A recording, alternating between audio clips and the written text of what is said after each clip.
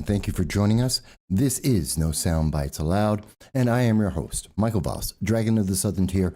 I am here with you every Sunday at 2:30 p.m. Eastern Standard Time to speak with you, to reach out to you no matter where you are in the world, to hear your voice about the issues that matter to us all. And my God, we have a lot to talk about. There is a lot that is affecting every one of us across the world, both from the United States, even at the local level, all the way to, well, take your pick, Canada, Japan, North Korea, of course, the Ukraine and Russia. It is affecting us all on so many levels, and we're going to talk about all of that with you. We try to be prompt, and we're happy to be here with you. Please remember that throughout the show, when we are on YouTube, Facebook, Twitter, DLive, and on our Discord, you are happy to contact us and chat, tweet, or you can call in to 607-242-1582 to tell us what you think. And that's what this show is about. What you think about the issues that are affecting us all, because your voice matters. And God knows, if you had a doubt about that, well, just look to Canada and you know it is true. You make the difference. You are the government. Whichever government you may be in, you are it. So do not let the internet overlords try and delay you or deny you. You are the true power. That is a fact. So, and we can see the first comment for today is from Dal. Dal starts us off with a metric ton of heavy disclosure about the peoples and the gossip. We're going to do it all. We're going to try and give you all of the information. We're going to try to answer your questions because this is about you. But I do want to start off with a couple of things that I think are important. Let's go to Canada. Let's start talking there. Because as of today, February 13th, at 9:30 a.m., it was reported that police are arresting the Freedom Convoy protesters that are blocking the U.S.-Canadian border. Now, this is important because this is a feedback. This is a reaction from both the United States and Canada. You see, the people are having an impact.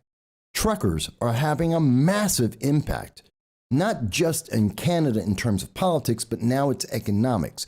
And if you want to see a government suddenly make a difference, start talking economics. And I got to say, the Freedom Convoy has been impressive because in 48 hours, they have turned around the world. The science didn't change. What changed is the political science. The election science changed because the public started to stand together, and that's whether or not you were in, as an example, here in the southern tier of New York. I covered this live. It was 30 degrees when I first walked out there. There were 150 people by my count at the peak that were in downtown Binghamton, southern tier, Broome County, New York, who gathered together to protest the mandates, the very same mandates that we saw with the Freedom Convoy, about vaccines, about masks, about living your life and not being led by the government. And I can tell you that it's having a massive impact because even though throughout the summer of 2021, there were 4 protests in the Binghamton, Broome County region that I covered that the news media ignored, we did see the news media come out yesterday on February 11th to actually cover the event, although they put their spin on it. WMBF showed up, didn't show up over the summer, did not report what the people were doing in this community throughout the entire summer, totally avoided it, showed up, and what did they have to say? The COVID mandate opponents. This is about the Freedom Convoy. This isn't about the mandates, and in particular, it's the mask mandates. It is the vaccine mandates. So you see that WMBF is misrepresenting what the people are there for. Read the signs, WMBF. It is a mask and vaccine mandate that they are protesting. And that's what the truckers are protesting. But how can you expect the mainstream media to actually give people a realistic answer. Look at this. This is the best coverage that they could put together. What was it? A tweet and 3 pictures? That's the best that they could possibly do. Guess what? This event was over an hour long. I am the only news media that provided every moment of it. You have to ask yourself, why did the rest of the news media reduce this down to 3 photos and a minute and a half of coverage and misrepresent what the people actually said, what was actually being discussed? Totally misrepresented it because they know they have to get their message out because this video actually exists. This was a live stream coverage, an hour and a half of actually the people speaking up, saying why they control the government and why the government does not have a right to micromanage your life, to micromanage your health. And it was said not just in the United States, not just in Canada, it's in New Zealand, it's in New Zealand, in France, in England, it's across the world. Something that was so vibrant, and I'm going to get to your comment, Tracy, but I want you to understand, you are not alone. They want you to feel like there weren't people there. That's why we get to see things like WMBF. What are they showing you? As few people as they possibly can. I have stills that I have put out on Facebook on about this. The video itself shows this. He's showing you what? 2 people and a flag, and he wants to include Trump to try and make the far left ignore this issue, to try and make it something it is not. He shows you 5 people here. He shows you 3 people there. By the way, that little guy in the back, that's me. That's me actually covering this entire event. Doesn't mention that I'm there. Notice you don't see other news media at the event. They're trying to minimize this when in reality, 150 people in a community that doesn't have 150 people show up to protest in 30-degree weather with a 15-mile-an-hour wind gusts. They showed up and they brought their kids too. He didn't show you that, did they? The news media didn't want to address that, did they? But, and again, before I get to the comments, I want you to understand, everyone understands that this is happening. Everyone recognizes that the government, we know, has for far too long gone too far. And we even hear this from the left, from Bill Maher on his program. What's happening this week, it looks like, is people are understanding that this is about something more than just the vaccine mandate. It's becoming a big thing. It's happening all over the world now. They think it might happen here in Washington on Super Bowl Sunday. Well, it's happening, yeah. Do you agree it's about something more? And if so, what? Look, I think it is about something more. If you think this is about vaccine mandates or about white supremacy, you're missing the point. And this isn't a left or right issue. This is about an uprising of everyday citizens in democracies around the world. It's not just Canada. It's not the United States. It's Western Europe, too, rising against the biggest threat to actual democracy, which I think is the rise of this managerial class in democracies around the world that are crushing the will of everyday people through bureaucracies. And it's the same people, by the way, Bill, who staff corporate boards of directors, who end up as associate deans of universities, who then end up being appointed as diplomats abroad. These are the unelected class of leaders that ultimately, I think, are using their bureaucratic power to supplant the will of everyday, not only Americans, but Canadians and Western Europeans, too. And that's why we're seeing a fusion of both the left and the right here saying that actually we want our voices heard. We want to be able to speak without fear of putting food on the dinner table. And you know what? The beautiful thing about a democracy is that so far, thank God, this has been a peaceful set of protests. I hope it stays that way. That's part of the messiness of democracy. That's part of what makes it beautiful. And I agree with that. I agree with that. But you know, it's not being allowed to be peaceful because in France, Macron is throwing tear gas at people who are sitting down eating a meal in restaurants. We have in Australia people being dragged out of their homes and brought into camps or relocation centers or whatever you would like to call it. That is happening. New Zealand has isolated itself from the rest of the world. And in Canada, they are arresting people for speaking up. Tell me, folks, do you want your voice to be heard? Do you agree with the Freedom Convoy, which is taking place in the United States? There are truckers in the United States. I am aware of the programs. I am aware of the time frame that they are going to Washington, D.C. They are going to honk their horns. They are going to be heard. And we are going to see some disruptions of business. Do you agree? Let me ask you that. Do you agree? What do you think? Because we're hearing from the talking heads a lot. WMBF, the major news media, Bill Maher. Great, those are celebrities. These are people who are not living your life. These aren't regular people. What do you have to say? That's what I want to hear, because I know when I went to Binghamton and I covered the event, 150 people, I got to hear the people speak, which the news media did not want. They wanted to edit this. As I showed you, WMBF, 3 pictures. Oh, there's only 3, 4, 5 people here. This isn't an event. No, there's 150 people that were there, which he never mentions in, WMBF never mentions in their coverage. They don't mention how many people, several people came up to speak. Children had to speak about their experience in schools and how it's affecting their lives and how they are interacting with their friends. It's all in the video that I provided.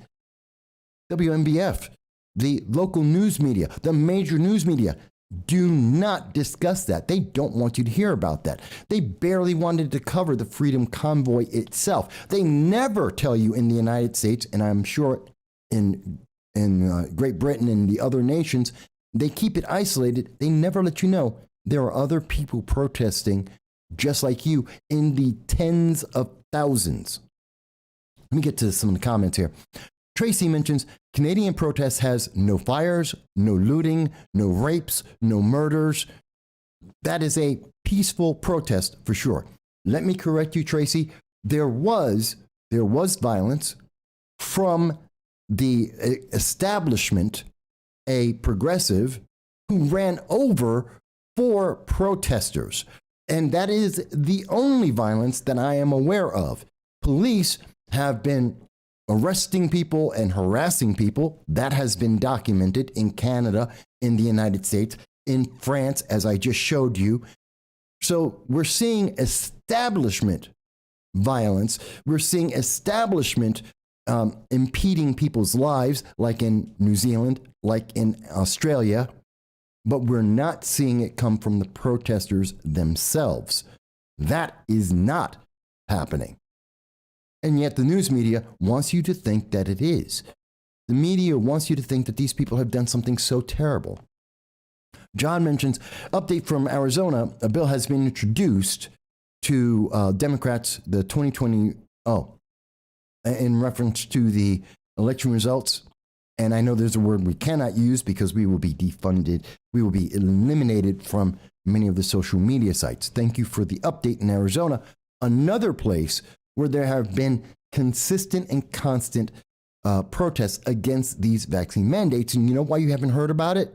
No one got hurt. There is no violence. But people are talking to their politicians. They are speaking up about this. They are saying the government has overreached, that they have gone too far. They have become authoritarian. As you saw in the video from Bill Maher, as gentleman was speaking about, people want control of their governments because people have control of their governments. And bureaucrats, the establishment, are trying to hold you down. They want you to be in fear. And the only reason why they change their opinion is when it turns out that so many people are so against their autocratic rule that to maintain power, to stay in power during the elections, they flip their position. Come on, let's be serious. Nothing changed in the last week. 48 hours before, every state simultaneously, every blue state that demanded that you have to have mass and vaccine mandates, they all changed their opinion within 48 hours because of what? The science? The science didn't change in those 48 hours. No breakthrough happened. No change in the number of cases existed. The political will changed. You have power. Wherever you are in the world, in France, in United Kingdom, in Germany, in Canada, in Australia, in New Zealand, even in places like Venezuela, Cuba, in China, North Korea, you have the power. And the government is using as much force as they can, in as many ways as they can, to try and convince you you don't. And I'm not telling you what to pick. I'm not telling you to be a Republican, a conservative, a libertarian, a progressive, a Democrat. You can be whatever you want. I'm not telling you what to be. I am telling you, you have the power. Do not be fooled to think that you are isolated, you are the only one, and that you have no power. They would like you to think that if you're black and conservative, you have no voice. You can't speak up. You're the only one. Sit in the corner, be quiet, and don't talk because you're off the reservation. You're doing things that are not approved. I'm telling you, screw that. You go out there and make your voice heard. Because I know politicians in the southern tier throughout New York State, across this country, are paying attention and they are terrified. They are afraid. I'm going to get to the comments in just one more second, but I want to prove to you, how do I know that the politicians, they're terrified, they're afraid, they're scared. Larry Sharpe, who is a good friend of mine and who I interviewed yesterday, on February 11th, and I had an interview with him. He's got 6% of the vote. He's polling without even announcing his official run, which he is running for governor of New York. And he and a third party, for the first time in a recognized national poll, Zogby, is at 6% as a third party. That tells you you have power, and the politicians know it. Their overreach is driving people out of the Democratic Party, out of the Republican Party for that matter. And the majority of people who are independents, majority of people who associate with third parties like the Libertarian Party are saying, but there's another way. Whether that's right or wrong is for you to decide. I'm not trying to choose for you. I'm just telling you, because I'm a conservative Republican. I'm not an establishment Republican, but I'm a conservative Republican, and I can recognize why my friend Larry Sharpe is at 6% and growing. The highest numbers ever for a third party in New York State, the bluest of blue states. They're terrified. The politicians are terrified, and that's why they changed their policy, because you are making a difference. The protests are making a difference. Let me go to the comments and hear what other people have to say. John mentions that in Arizona, every week there are protests of the vaccine mandates and that people are being heard. The politicians are paying attention. Hot Chicks mentions, hello, Hot Chicks, observer created reality. That's what the news media wants you to believe. It's not real because they're not telling you about it. No, they're not telling you about it because it is real and it is having an impact. And even though they're now trying to arrest people, now they're trying to drag away the trucks because of the economics, because they have lost. Too many people know about this. They tried to make this silent, but they can't stop the people. And it's not like protests haven't been happening. Like I said, I've covered 4 of the protests in Binghamton, New York throughout 2021. They've been happening. It's the media that's not telling you, the media who's trying to change the story. And I'm showing you that with WMBF. They won't call it a protest. They won't show how many people were there. They're trying to change what is the truth.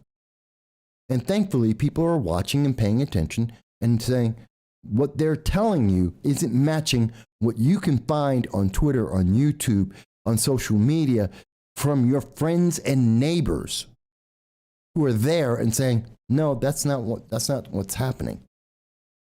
And they can only try and tear gas you so many times, like Macron in France, before you say, no, you can't do that. You can't tear gas me because I'm having a meal and you don't like the way I'm doing it. I think that's one of the biggest things that we have to take from it. Now, you can tell me, Mike, I disagree. I don't think that's correct. Okay. I'm perfectly happy to hear you tell me why. Please, I beg and plead, especially of every elected official who disagrees with this. The appointed Governor Kathy Hochul, Joe Biden, Kamala Harris, Trudeau. I want to hear from these people. I want to hear them tell me why this is wrong, why this is bad. Because the science has told us that everything they have done, lockdowns, did not work. I didn't say that. John Hopkins said that. 0.2% effectiveness. It did not work. It created more problems than it resolved. We knew that since 2020 when we reported that the WHO head of Europe came out and told us lockdowns hurt more people than it helps, that it creates a bigger and wider spread problem, especially for the poor, especially for the middle class. You know, when people lose their jobs, when businesses shut down forever, when people can't afford things, when you see that it results in a spike in inflation, where the average person, as we have shown you and detailed on this channel, where the real world inflation is 22.3%. That's when you go out to buy food, when you go out to buy clothes, you're getting a used car. That's what you're feeling. Yeah, the government says it's 7.5%. The real world is saying, no, it's 22%, and it's going higher. And they don't want to tell you why. They'll blame it on everything. In fact, what are we hearing from Joe Biden and the Biden administration? Everything's great. The economy's fantastic. Things have never been better. We're getting jobs. We created 6 million jobs. No, you didn't create 6 million jobs. We recovered the 6 million. We recovered 6 million jobs from 2019 that we lost due to lockdowns and mask mandates and vaccine mandates. You know, like the 34,000 doctors and nurses that Kathy Hochul, the appointed governor of New York, who is looking for re-election, fired.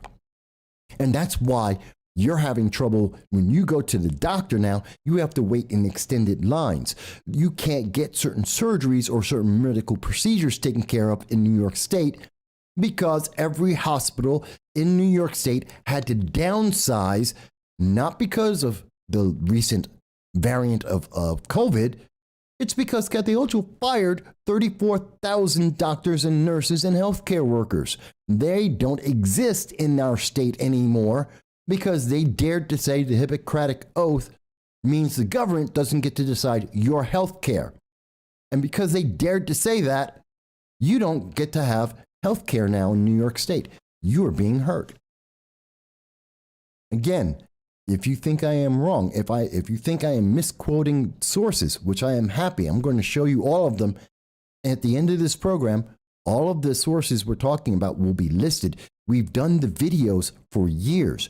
If you disagree, we're happy to hear why. I'm not perfect. I'm a human being. Did I miss a story? Did I miss some news? Are there facts that I am not aware of? I'm happy to hear that. I asked people like County Executive Jason Garnar, Assemblywoman Donna Lupardo. I asked appointed Governor Kathy Hochul, please, if there is data that is not available that I have yet to be able to see that proves your point, that tells us why it was a good thing to fire 34,000 doctors and nurses in the middle of a pandemic, please tell me why. I want to see that evidence. Of course, they've never shown it. They have yet to show us any of that evidence, and all the evidence we do get to see tells us what they are doing is hurting more people than it is helping. But that's one of the things on this program that we want to address. And just like you're hearing from everyone, you're free to tell us what you think, whether it's in a text or whether you call in 607-242-1582. The phone lines are on. We're happy to hear your voice. Because this is a discussion. Because you are not isolated. You are not a minority. You are not unpersoned or ostracized. Even if the news media or the internet overlords don't like what you have to say, you are valuable. Your opinion matters, even if it disagrees with mine. I'm perfectly happy with that. Just tell me why. Don't tell me I'm old. Don't tell me I'm ugly. Don't tell me you think I'm the devil. I don't care about your feelings. I want to hear why. Give me your facts. Give me the evidence. Tell me the logical reason why I'm wrong in some of the things I'm concluding here. Why people who are watching the program are coming to the wrong conclusion. If you think we're wrong, please educate us. Let's have that discussion. Because when people are involved, we get better government. When governments cannot run around as if they are little kings in their fiefdoms and we are peasants and peons, if we stop them from trying to treat us like serfs, then we get a better government. We have better lives. The quality of our lives improves. But when we don't do that, when we just obey, as they are teaching our children to do in schools across the world, that they are trying to embed in them, they are brainwashing them to be subservient and just obey without question, well, that's when we have the problems. Tracy mentions, one word for you I'd like to hear about, gerrymandering. Okay. I think it's insane. I mean, look at New York State as an example. And this happens in Republican states as well as in Democratic states. I do not agree with gerrymandering. And for those who don't know what that is, that term, gerrymandering, which came about in 1785, I believe it was first used, that term was coined, is basically when you heard about the census, and every 10 years after the census, the states count up, see how many people they have, and then they split up. And that's why we have 435 people who are in the Congress, members of Congress, and our state assemblies. Oh, did they just freeze me? Ooh, seems like I hit a nerve for this social media internet overlords. So they use the populations to draw lines and say, okay, this is how many people in your state will go to Congress. In New York State, we're down to 26. In 1958, we were at 45. So New York State has been losing people. That's what gerrymandering is. So gerrymandering is taking those numbers, that representation, and manipulating it to make sure that one party wins over any other party. In New York State, the bluest of the blue states, that means that they design it.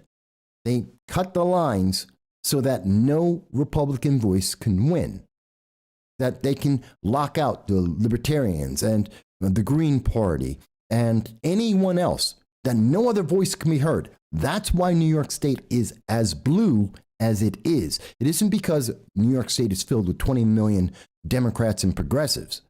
No, we're not. And it's not because Democrats and progressives come out and vote more than anyone else. Not really. It's because they draw the lines so that in any one area, you're going to see more Democrat voters than Republican voters in that area, so that when people come out and vote, you're only going to get one voice. They're going to silence everyone else. It is nullification of voting. And sadly, it's legal. That's why in New York State, we lost in New York State because of the 2020 census. New York State lost 720 some odd thousand people, just under 1 million people. That's counting illegal aliens as per Joe Biden in January 2021. We've lost more.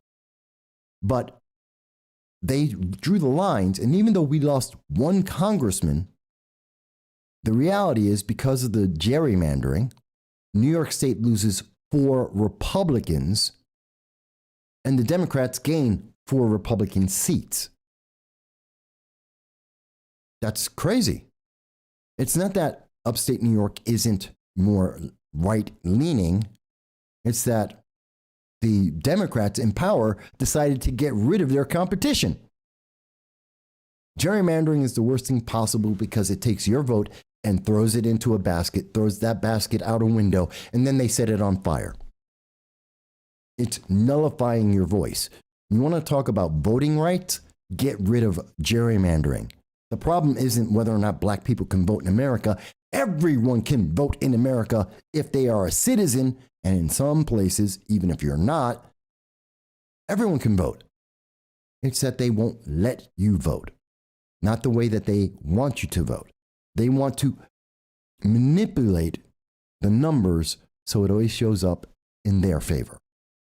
That's why New York State will have 22 Democrats and 4 Republicans, because they're silencing you. So I'm really upset about gerrymandering. I've done a lot. I've been talking about that since 2016. This is worse than I have ever seen before. It is insane. It is damaging. It destroys our state because it stops people from having a voice. And it allows politicians to be deaf and dumb when it comes to listening to the people, and they get to be in their little box of their little echo chamber and do whatever they want because they go, well, no one else is talking to me. No one's talking to me. Yes, we are. You're just not listening. Give you a great example of that. In New York State, we saw the future coming. I saw it here, and I've talked about it many times, that my region, Broome County, is going to become part of the New York 19. Representative Antonio Delgado is our member of Congress.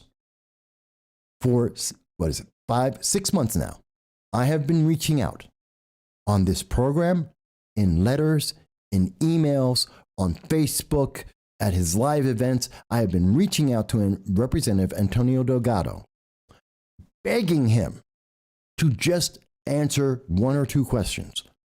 What are you doing about the Americans, the hundreds of Americans that remain in Afghanistan at this moment, abandoned by the Biden-Harris administration? Can you or are you doing anything to get them home? He refuses to speak about that. And he says, no one's talking about Americans in Afghanistan. I'm not going to talk about Afghanistan. I'm talking about it. You're talking about it and watching this program. I've been begging him to do something to get the hundreds, perhaps thousands of Americans in Afghanistan at this moment, abandoned since September 1st. I've been asking him to do something to get them home. And his answer is, you don't exist. Because he's in an echo chamber where he has, because of the way they gerrymandered it, the congressional district, he doesn't need to hear my voice. Because he has enough Democrat votes from the way they drew the line to ignore me. Because he'll get reelected. At least he thinks he's going to be reelected. Because, well, the way they drew the lines, it's in his favor. He doesn't have to listen. That's not a republic. That's not a democracy. That is authoritarianism. That's my opinion about it. So, and if people think I'm wrong, if I'm misunderstanding gerrymandering, if you think that New York State should be just purely Democrats and progressives and Republicans have no place, like disgraced former governor Andrew Cuomo said in 2014, please tell me your reasoning why. Tell me how that helps America. How does that improve New York State? In fact, tell me how you think anything that's been going on with Joe Biden has been improving New York State. Because I can tell you, matter of fact, I won't tell you, CNN will tell you that 56% of Americans, and in particular on CNN, they target and overweight Democrats and progressives, their audience, and their audience in their poll, January 10th to February 6th, 56% say Joe Biden has done nothing. He has not been improving our nation. He has not been improving our healthcare. He is not improving our economy. I'm not saying that. CNN said it. CNN says you are saying that. Gerrymandering makes that situation even worse because it allows Joe Biden, the Biden administration, Democrats like appointed Governor Kathy Hochul, Democrats like New York 19th Congressional Congressman Antonio Delgado to ignore you, to nullify your voice and your vote, which I disagree with, which is why this channel is not going to allow that. So I hope that that answers your question, Tracy. I hope I've addressed that. But if I haven't, tell me how I haven't. If you disagree, tell me why you disagree. I'm perfectly happy to hear that. If I've not been clear, if I've misunderstood it, if I'm misreporting it in any way, or you disagree with what I have to say, I'm perfectly happy to hear anything that you would want to say about that. Because that's how you have a conversation. That's how you improve your politics, your economy, your nation, and the global stability of the world. Let me give you an example of what I'm talking about when I say global stability of the world. Let's talk. We've been talking about Canada. Let's talk about the impact of the Biden-Harris administration on the rest of the world, on Europe, on the Ukraine, the potential of a regional battle with Russia, which is not World War III. By the way, when you hear people saying, well, this is going to be World War III, we're going into World War III, that's a lie. What you're looking at realistically is 3 regional wars. We discussed that recently in one of our videos talking about World War III. It's not World War III. It's 3 regional wars. One in Europe with Ukraine, Russia, Northern Europe. You have the potential of another world war in the Middle East with Iran, especially if they get the Iran nuclear deal, which I expect to happen within the next 2 weeks. And then you have what's going on in China and Southeast Asia, whether it's North Korea or China. That's 3 different regions of the world, all of them exploding at the same time because the Biden-Harris administration has no concept of international policy nor diplomacy. None whatsoever, and I'll prove that to you. Before I do, Tracy mentions it was a great explanation I posted recently on my page about gerrymandering New York and how the New York State police troop map or the New York State tourism map would be so much fairer. It would, if the idea was to have fair elections and to have a representation of the people. That's not what gerrymandering is about. That's not what New York State politics is about. And again, I'm not going to say this doesn't happen with Republicans too. It does, to a lesser extent. But I will tell you that I don't live in those states. I live in New York State. So that's where my focus tends to be in terms of states. I start with New York State first. But I'm not going to tell you it doesn't happen in somewhere like, I don't know, Kentucky or Iowa. Probably does, too, but it happens in a far lesser extent.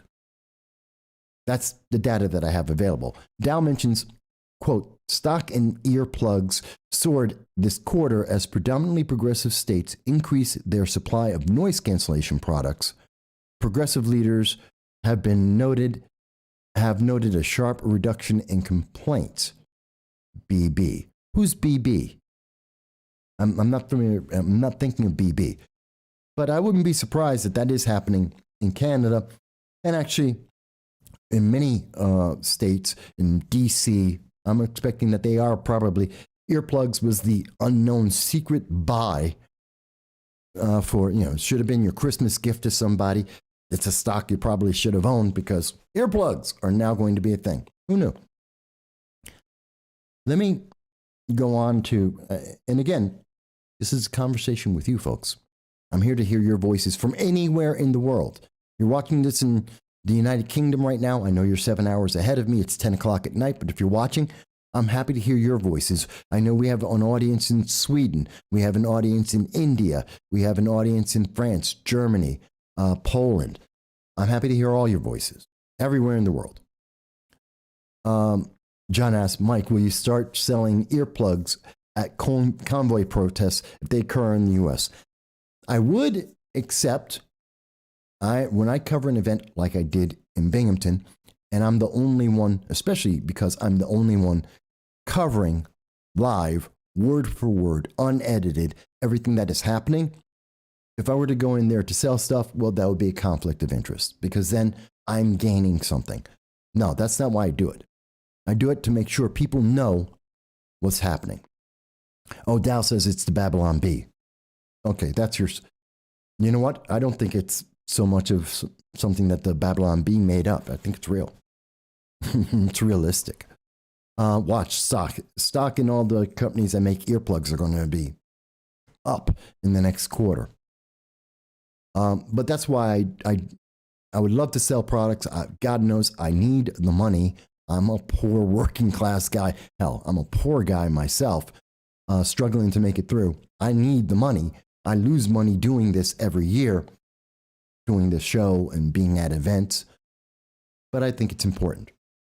So that's separate. But let me look at the impact that the Biden-Harris administration is having. I will pose to you a question, folks, and you can tell me whether you agree or not, whether you think I'm right or not. Hang on one second. I'm going to write this out so that you can see it.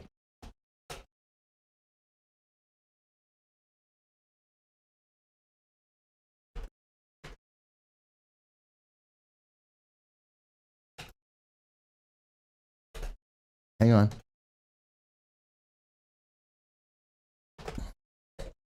So here's a question I will pose to everyone that is watching the program right now. Is Biden-Harris diplomacy helping or hurting global diplomacy? It's a question.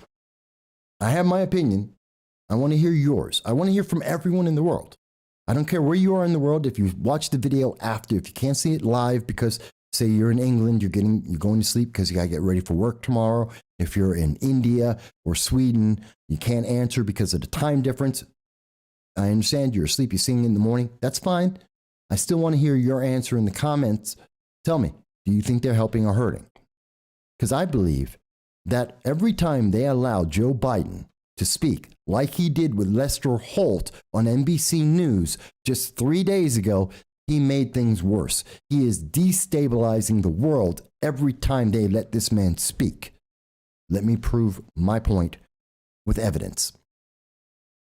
So let's start off with back in, and this is going to 2011, President Obama was talking about North Korea, stability, global stability, and he promised that he would meet with Kim Jong-un, and at the time it was Kim Jong-il, but it's now Kim Jong-un, that he would talk with North Korea without any preconditions. And then he got to be elected, and the reality became, no, you can't. You have to have conditions. So he changed his mind. Then we went to Iran, and we saw that President Trump tried to speak with them. They offered no preconditions, which was not true. There were conditions. There were conditions that had existed before under the Trump administration, and he continued them. So unlike when we see with Obama, who was saying, no, there's going to be no condition whatsoever, and then tries to have the talks and then says, well, no, we're going to add some conditions. Trump administration said, here's some conditions, and we're going to go into the talks, and we won't add more. We're just going to have those. And Iran said, well, no, that's not talking without preconditions, and they rejected it. Joe Biden said he will not meet with Kim Jong-un, North Korea, without preconditions. January 15th, 2020. This is from Voice of America. I want you to see this trend. February 13th. The United States opens a dialogue with North Korea without preconditions. Hostile intent. This is a reversal of a trend that we have seen. Presidents, even President Obama, starts off, no, we can have a conversation with absolutely no conditions. We just want to talk. And then the reality of the global stability comes into play, and they say, well, no, there are conditions. Either those conditions exist already, or we have to add new ones because global stability demands that there has to be a condition because you guys are rogue nations, whether it be Iran or North Korea, because they're threatening people. In the case of North Korea, 7 hypersonic missiles shot at at Japan and threats towards South Korea, destabilizing Southeast Asia, both of them being our allies. And North Korea. Now, Biden has reversed his position in a way that we have not seen under the Obama administration, in a way that we have not seen under the Trump administration. He's gone exactly opposite. He started off with, there must be preconditions because you're a rogue state and you cannot fire hypersonic ballistic missiles, basically nuclear missiles, without the nukes. They're testing them to make sure they can reach far enough. Nuclear missiles at Japan. You can't do that and expect to have a conversation with me. That's what he said January 15th, 2020. February 13th, he says, doesn't matter, even though you're firing missiles at our ally that we are sworn to protect, people that we have promised that we will defend them even in a war. That's the South Korea, that's Japan, whether you like it or not, that's what the United States has guaranteed for decades. For half a century, we have made these promises. And Joe Biden saying, well, none of that matters. We just want to talk. Please talk to us, because North Korea will not talk to the Biden administration. They have completely rejected them at every turn. And instead, they are firing hypersonic missile after hypersonic missile at our allies, saying, you're going to give us money, or we're going to hit missiles at Japan. We're going to attack Japan. We're going to attack South Korea if you don't give us money. That is the negotiation and diplomacy of North Korea. And you may say, well, Mike, you're misunderstanding. The exact quote from U.S. Secretary of State Antony Blinken is, we have no hostile intent for the North Korea, which is also known as the DPRK, it's North Korea. We remain open to dialogue without preconditions if North Korea chooses that path, without conditions. You'll say, oh, Mike, I see the news source though. That's TASS. Those are the Russians saying that. It can't be true. The Russians, we have problems with them already.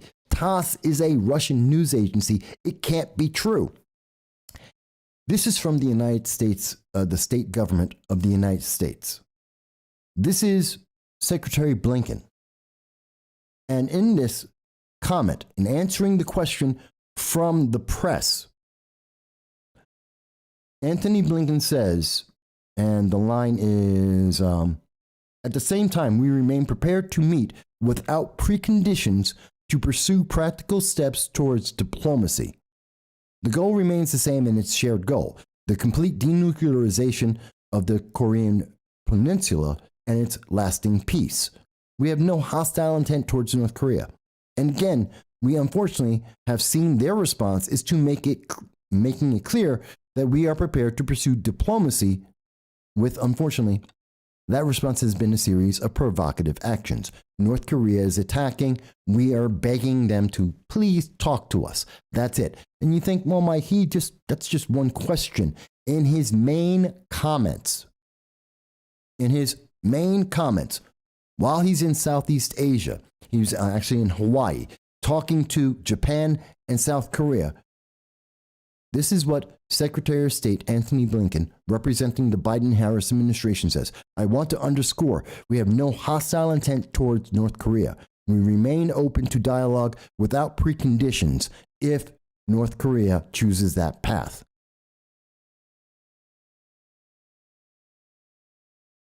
Is that making the world safer? To say, imagine, I want to try and put this into terms that the average person can relate to. So imagine you own a business. I don't know, you're basket weaving. I don't care. Doesn't matter what it is. You own a grocery store. Yeah. You own a grocery store and you want to get milk in your grocery store. Okay, everyone can relate to that. You need to negotiate a deal with the milk company, the dairy company, to get milk into your store, dairy products in. And what the dairy company says, okay, we can, you're too small. I'm not going to talk to you. I don't care. I don't care that you want milk in your grocery. I don't care that your community isn't getting dairy products. So they decide to hit your car, your delivery truck, and they slash the tires. They slash the tires. And you beg and plead for them and say, well, you know what? I know you slashed my tires so that I can't do business. And you're making it hard for me to be able to get products from all the other things that I have to fill the grocery store with. But please, don't worry about the fact that you slashed my tires. Don't worry about the cost that it has for my business and how it's making it harder for me to serve my community, my customers. Please, just talk to me about dairy products. Does that seem like it makes sense to you? Do you think that maybe you should be a little bit upset? And I understand it's not the best example I could possibly make about this, but it's something that you can relate to. It doesn't make sense. You're not going to have, there would be a condition there. You'd say, fix my tires. Then let's have a conversation. How about stop attacking my business? Then we can have a conversation. It doesn't make sense. And perhaps a better way of phrasing that analogy, that image for you is probably the other way around, where you're the dairy farmer and the business is attacking you. But the point still stands. It doesn't make sense. It's an imbalance of power. It doesn't work. And yet, the Biden-Harris administration is so desperate for a win. They're so worried about politics, they're not looking at global stability. And that's what we're seeing in Russia. That's what we're seeing in Southeast Asia. That's what we're seeing in the Middle East. And we've been telling you about that since before the beginning of this year. We have been warning about the fact there is no international policy. There is no domestic policy from the Biden administration. They're just trying to find a win to get your votes. And gerrymandering is not enough. They need something to try and save themselves. Let me go back to some of the comments. Cyrax, hello Cyrax, good to see you with us, says it's more like Obama's diplomacy. It's kind of like what Obama was doing, except it's worse. It's even more globally destabilizing. And this has an impact on you. This has an impact because besides, in the most simple way I can say, why should you care? Because most Americans don't. Let's be honest. Most Americans don't follow international policy. I do. That's why the news media doesn't show you what's happening around the world. They don't emphasize the stories about what's happening around the world. That's why I have to go to TASS, the Russian news agency. That's why I have to go to the AP or Reuters or BBC or The Guardian, because American news media doesn't want to tell you any of these stories.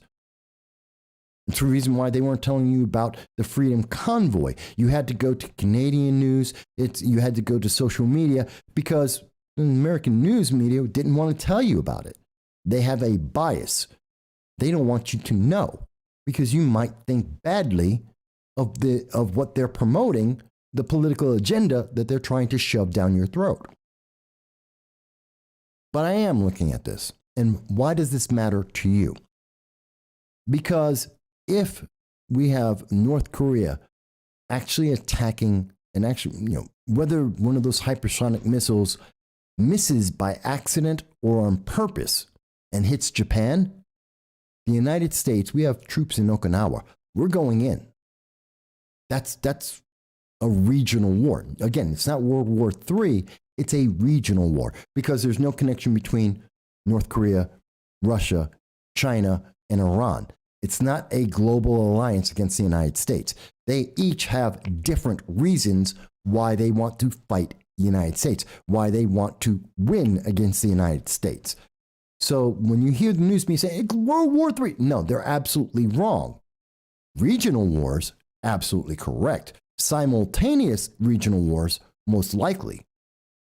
And all it takes is North Korea to miss once with one of those hypersonic missiles, which they've fired 7, and we have no reason to believe that they have any reason to stop.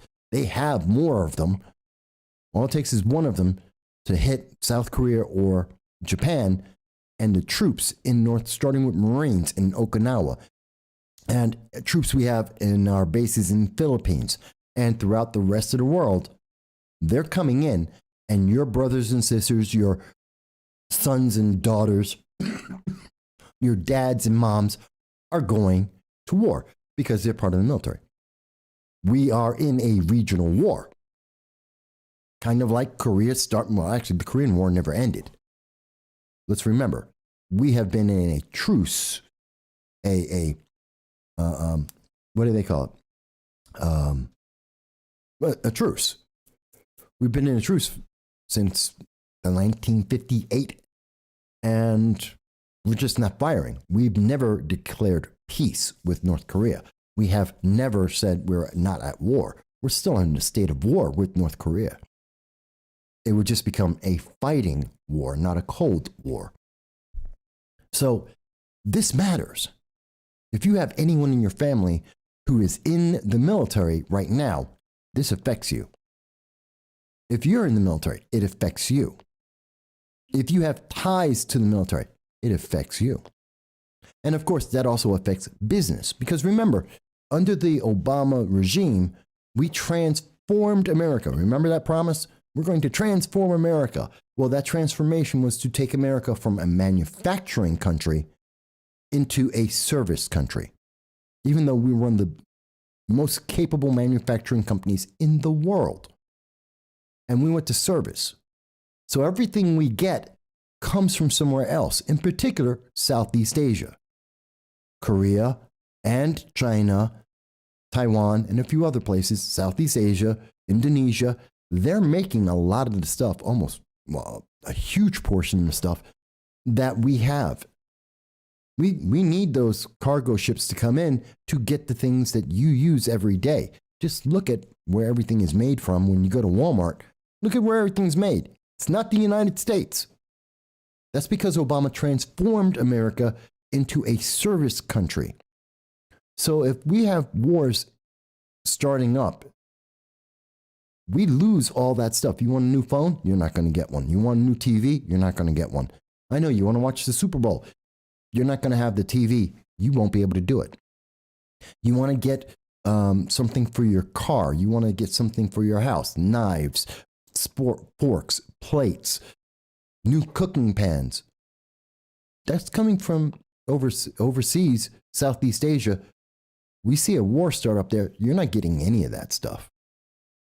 This is why it matters to you. Besides the lives that will be affected, the economy is affected. And that means it affects you directly. And if you think inflation is bad now, wait until we get into a regional war. Watch inflation skyrocket. Which is why it's bad that the Biden administration is doing the worst diplomacy I have ever seen. And I cannot underestimate, this is the worst I have ever seen. When Lester Holt is coming up with better diplomacy in an interview with Joe Biden than Joe Biden is coming up with, makes no sense. And by that I mean, Lester Holt said, "Did you tell Russia that if they attack Americans, that's a red line and America will go ballistic?" Joe Biden says, no, he didn't tell him that. 2 days later, Joe Biden has a phone call with Putin and tells Putin, don't you dare attack Americans.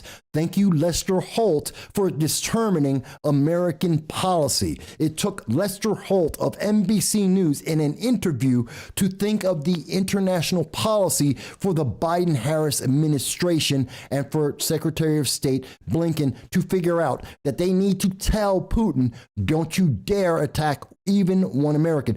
Even by accident, don't let your troops or the troops you're backing harm even one American or else.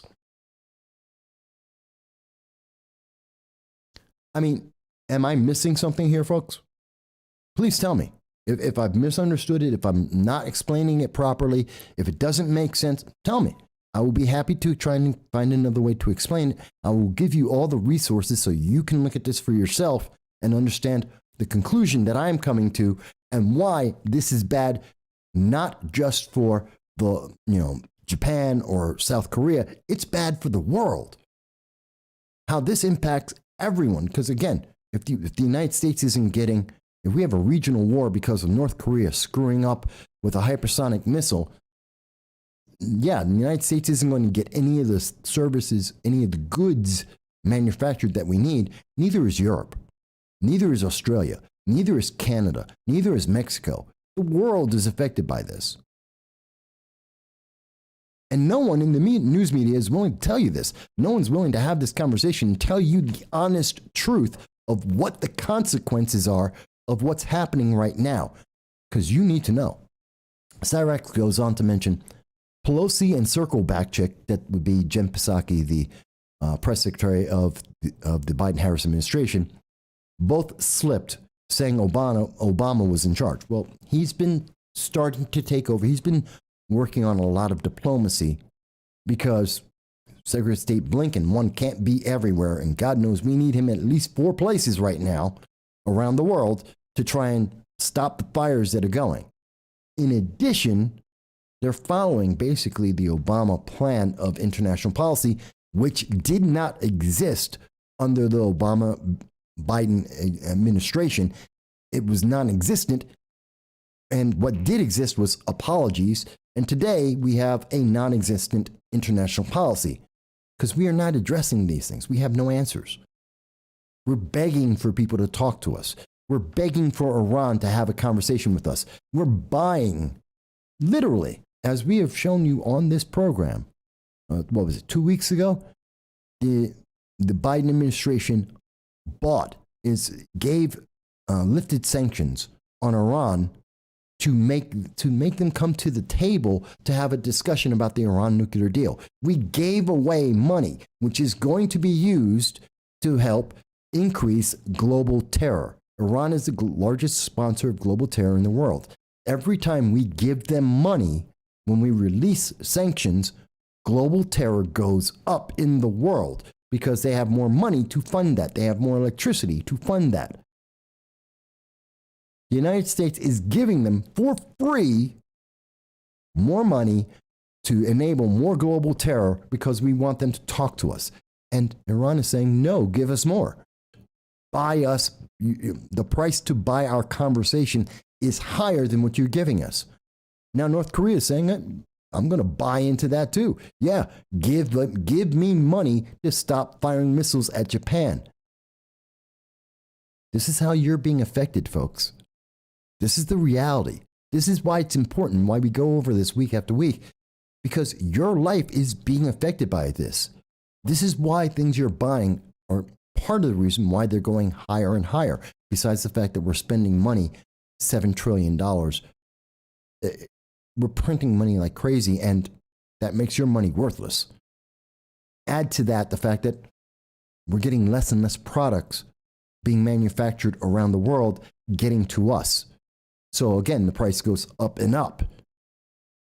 This is why it's stagflation. This is the Biden-Harris administration. This is the reality. This is the truth. And I'm showing you the evidence. And you can tell me, Mike, I don't agree. And I'm willing to hear your evidence to tell me why I'm wrong. But for every progressive out there that wants to tell me, I don't like what you're saying, I don't care. Don't tell me you don't like it. I don't care. I don't like it either. Doesn't change the fact that it is true. And I do not buy into the ideology of Alexandria Ocasio-Cortez, as she told us on 60 Minutes, that the truth doesn't matter. That to be factually, grammatically, mathematically correct is not important. That's what Alexandria Ocasio-Cortez said on 60 Minutes. I deny that. I reject that. It is the most stupid thing I've ever heard. It is a statement saying that politicians will factually lie to you because it makes them feel good. And if you accept that, you don't believe in freedom. Point blank. If you believe Alexandria Ocasio-Cortez, if you believe in the idea that feelings are more important than facts, then you don't believe in freedom. Period. You want to be lied to. And that's dangerous. So let me scale back a moment. And I have no idea whether one person or 5 people, other than seeing your comments and there seeing someone call in, I have no idea how many people are watching this because the internet overlords hide that from me. I imagine there's a lot more people. And yeah, I know it's Super Bowl's a little bit later today, but this is important, folks. And guaranteed, there will be politics in your Super Bowl. If you think the Super Bowl has no politics in it, watch the commercials. You will see politics all over the Super Bowl. Watch one person kneel. You'll see politics all over. Listen to the Black national anthem being sung after the national anthem, because there is no nation of Black Americans. That's not a nation. Your politics is in it. Look at what we heard about ESPN from Project Veritas. Politics is all over your sports. So if you think that, well, Mike, I'm not paying attention because, well, I got to get ready for the game is the same stuff I'm talking about right now. The politics is still there. It's all over your game. I wish it wasn't, but it is. So you might as well get the full story, understand what it is, and then try and watch the game and enjoy as much as you can. Because you deserve to know the truth. And if you think my conclusions about the truth are wrong, tell me why. Let's improve America. If I'm misunderstanding something, tell me why so we can make it better. So, let me step away from all of that for a second because it's Black History Month. It is February. Yay! It's Black History Month, the shortest month of the year, Black History Month. Because we need a Black History Month. I don't know why. Ask Morgan Freeman. He doesn't understand why either. We need Black History Month because we have to emphasize that I am Black and you may not be. And therefore, we got to talk about it. We have to talk about it. I don't know why, and I don't know why we have to talk about it the way we are. If we must talk about it, why do we have to talk about it that way? I don't know. But then again, I'm a Black Republican, so according to progressives, I don't exist. Just like Larry Sharpe, who's a libertarian, he's Black, he doesn't exist. It's funny. I mean, me and Larry talk about that all the time. Here we are, we're United States Marines. We have sworn an oath to die for our nations. We are defending the right for people to be able to speak and to have freedom and to make the choices in your life you want to make. And we have a group of people who are telling us, well, we don't exist because we don't agree with the same politics they do. Makes no sense to me. You won't hear that during Black History Month. I guarantee it. No one's going to say, hey, let's celebrate the Black Republicans and the Black Libertarians and the Black Green Party and all those non-Democrats that are Black and Hispanic and minorities. Let's celebrate them for a moment. You won't hear that in a school. You won't hear that in a college. You won't hear that on the national news media. Why? Because we don't exist. Theoretically, you're looking at, I must be a ghost, a figment of someone's imagination, or the best CGI that has ever been created, because according to the major news media and our education system, I can't possibly exist. Ask Al Sharpton, he will tell you. Black Republicans don't exist. Black conservatives don't exist. Black libertarians don't exist because blacks do what he says. They obey. What a message for Black History Month. And if you think I'm joking about that, hello, this is from the Hill. Let's see. On February 8th, Black History Month, Georgia Senate votes for Clarence Thomas, a United States Supreme Court justice of note and significance. They want to give him a monument because he is a Supreme Court justice who is of note and happens to be Black, and they're voting for this in Black History Month. I am sure they're also looking for the votes that they will garner in the 2022 election cycle for saying we want to give a Black Supreme Court justice a statue to celebrate this fact. Just like Justice Marshall, Thurgood Marshall, who deserves one as well. Groundbreaking, deserves it. And this would be something that would promote equity. You know, they love that word, equity. And it would help with racial tensions in the United States. Celebrate the black Supreme Court justice. And black senators said no. Black senators said no, because Clarence Thomas is a conservative. So we can't have that. We don't want to have a statue to remind black people that they could be conservatives, they could be Republicans, they could not obey the Democratic Party, the Progressive Party, and have a different idea, that they can choose their own politics. How dare we give them a symbol or an idea that they could possibly do that? That is not allowed. No. Clarence Thomas can't have a monument in Black History Month celebrating him being a black Supreme Court justice, because he's the wrong kind of black. It's not like he's a black woman elected, put into the Supreme Court because she's a black woman. Who cares about her capabilities? She has to be a black woman. Yes, that's what Biden is looking for, a black woman who's young, could care less about everything else. And progressive. Mind you, I didn't mention a good judge, good understanding of the Constitution, good understanding of being a lawyer. That's not important. She has to be black, a woman, young, and progressive. That's the criteria. And if you fill those criteria, you get to be a Supreme Court justice. You don't even need to know what the Constitution is, as long as you fill that criteria. But that's not, and I'm going to get to the comments in just 1 second. But in celebration of Showtime, which put out the show Everything's Going to Be All White, in Black History Month, promoting racism, straight up absolute racism. Please, if you are a progressive, Media Matters, all those guys, tape this. You want to take a section of my story, of my conversation live stream, and you want to try and paint me as whatever you want to. This is start recording right now. If you're going to clip it, start clipping it right now. Showtime is racist. They put on a racist program. Everything's going to be all white. And they did so to increase racial tensions in America, because that's what progressives do, and that's what they think they should be doing. This is what racial equity is. Put on an extremely racist program on national or on their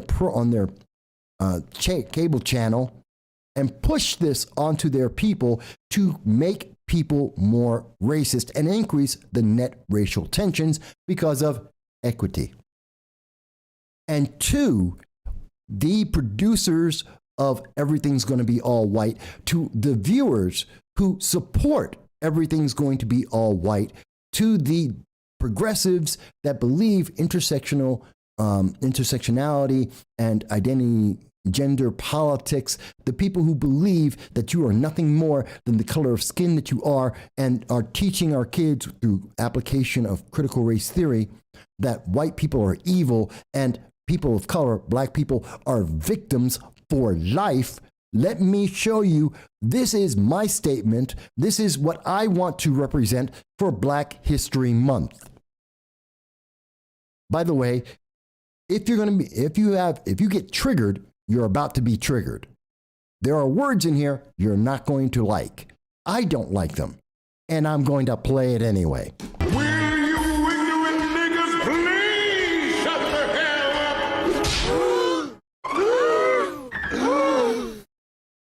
He just said what I think he said. Is this it? This is what I got all those ass whoopings for? I had a dream once. It was a dream that little black boys and little black girls would drink from the river of prosperity, freed from the thirst of oppression. But lo and behold, some 4 decades later, what have I found but a bunch of trifling, shiftless, good-for-nothing niggers? And I know some of you don't want to hear me say that word. It's the ugliest word in the English language, but that's what I see now, niggers. And you don't want to be a nigger, 'cause niggers are living contradictions. Niggers are full of unfulfilled ambitions. Niggers wax and wane. Niggers love to complain. Niggers love to hear themselves talk but hate to explain. Niggers love being another man's judge and jury. Niggers procrastinate until it's time to worry. Niggers love to be late. Niggers hate to hurry. Black entertainment television is the worst thing I've ever seen in my life. Usher, Michael Jackson is not a genre of music. And now I'd like to talk about soul playing. I've seen what's around the corner. I've seen what's over the horizon. And I promise you, you niggas have nothing to celebrate. And no, I won't get there with you. I'm going to Canada. Well, we can't go to Canada anymore. Yeah, I went there. By the way, if you don't know, The Boondocks is made by a black man. I am a black Puerto Rican. If you don't like what I just put up, deal with it. Is it a horrible, horrendous word? Absolutely. And in context, the statement stands. There is a point to it. It's not just about racism. It's about context. Hang on, we got a comment. Hello, and thank you for joining us on No Soundbites Allowed. This is your host, Michael Voss, and may I ask who's speaking? Mike, this is John. How are you? Hey, John, how you doing? Pretty good, pretty good. Love the Boondocks, by the way. Well, I was going to ask, were you offended by me putting that on? Oh, God, I love the Boondocks. First 3 seasons are great. Last season was really bad. Well, but first 3 were good, yeah. Yeah, but, Mike, I wanted to comment on what you're talking about. I know you're talking about Showtime. Currently, I'm on the Showtime website. I've looked through all their shows. I'm going to be honest. These all look terrible. Mm-hmm. Every single show they have on here is absolutely boring or has nothing no one is excited for.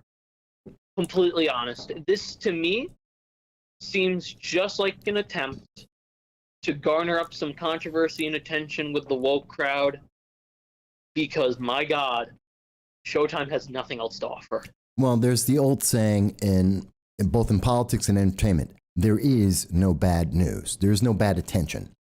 And No that's bad what publicity. No bad publicity, and that's what they're going for. And they decided, let's increase racial tensions so that the progressives will watch, except progressives don't actually support anything that they actually want you to do, whether it's comic books, movies, Showtime, doesn't matter. Oh, no. But they do increase the net racial tensions in the world, and it makes it worse for everyone. Truly, I think that. I mean, the other thing is this, and I'm going to be completely honest. Progressives don't have cable television. This is going to fail. I mean, honestly. They do. Oprah has a whole channel dedicated to them. O Magazine, I think it's called. The View gets who people. watches cable anymore, though? Honest to goodness, we've talked about this before, you and me, Mike, right? Yeah. With the mainstream news and media. And people don't know my take. It's this. You know who watches mainstream cable channels? Old people. They put them on in nursing homes and they let them go 24 hours. I'm not in a nursing home, thank you, but I also don't have cable. Exactly. You don't have cable. No one has cable anymore. It's all Netflix. It's all the streaming services. And if Showtime has nothing to offer, then why would they can't do a streaming network? They do have Who a would buy a streaming Showtime network. streaming network, right? They do have one. It just doesn't do really well. Right, because they offer no good programming. It's a product of Viacom. I mean, to me, I'm not shocked that they're going with the far left progressive angle, but I also think it's the get woke, go broke, because clearly they just don't understand. Well, I think they do understand, but they have a political agenda that's more important than the money. That's why we see get woke, go broke, and it happens every single time. Gay Superman replacing Batman with a Batgirl. They're making the TV show Batwoman is a black woman who actually has no concept of what she's doing. They're just so out of touch with not only their fan base, but I think how the times are changing. I mean, they're trying so desperately to stay alive here, Mike. Well, they're trying to keep the message alive. They're trying to keep the politics alive because they think that will get people to obey. Because you can't, and especially, and this is targeted towards, it's really not targeted towards anyone who's not a white liberal, a progressive. They target towards white liberal progressives to reinforce their worldview because otherwise they fall apart and cry. Or I should say, and they're targeting blacks to remind them, you can't go off the plantation. You have to believe this. You have to agree with us. Everyone else has to be racist. And it's the only way they can keep them voting the way they want to, because more and more black people, more and more Hispanics are voting conservative because liberals don't do anything to help. And that's why this is why the woke message is so big these days, I think. I could be wrong. I mean, people can tell me that they think I'm wrong. If you think I'm wrong, tell me. You know, and it's funny, Mike, because there's something that's been bugging me recently with Disney. Okay. As you know, I'm on a Star Wars kick right now. I'm going through all the novels and everything like that. Probably know in my personal life. The old ones. The old ones, but not the new stuff. I haven't even talked. I'm only reading the Legends. Don't worry. I'm not reading the Get Woke novels that they have out. But did you see the new Disney World attraction? You're talking about their not a yacht, the ship, the Star cruise Wars ship, one? the cruise ship. Yes. $6,000 per person on there. That's a miserable experience. Yeah. Yeah. Do you see how cheap and progressive it looks? Yes. I just wonder what they're thinking. First off, Disney lost a lot of money during COVID because of their parks. They put a lot of money into their parks. I don't understand why. I guess I do. They have a political agenda.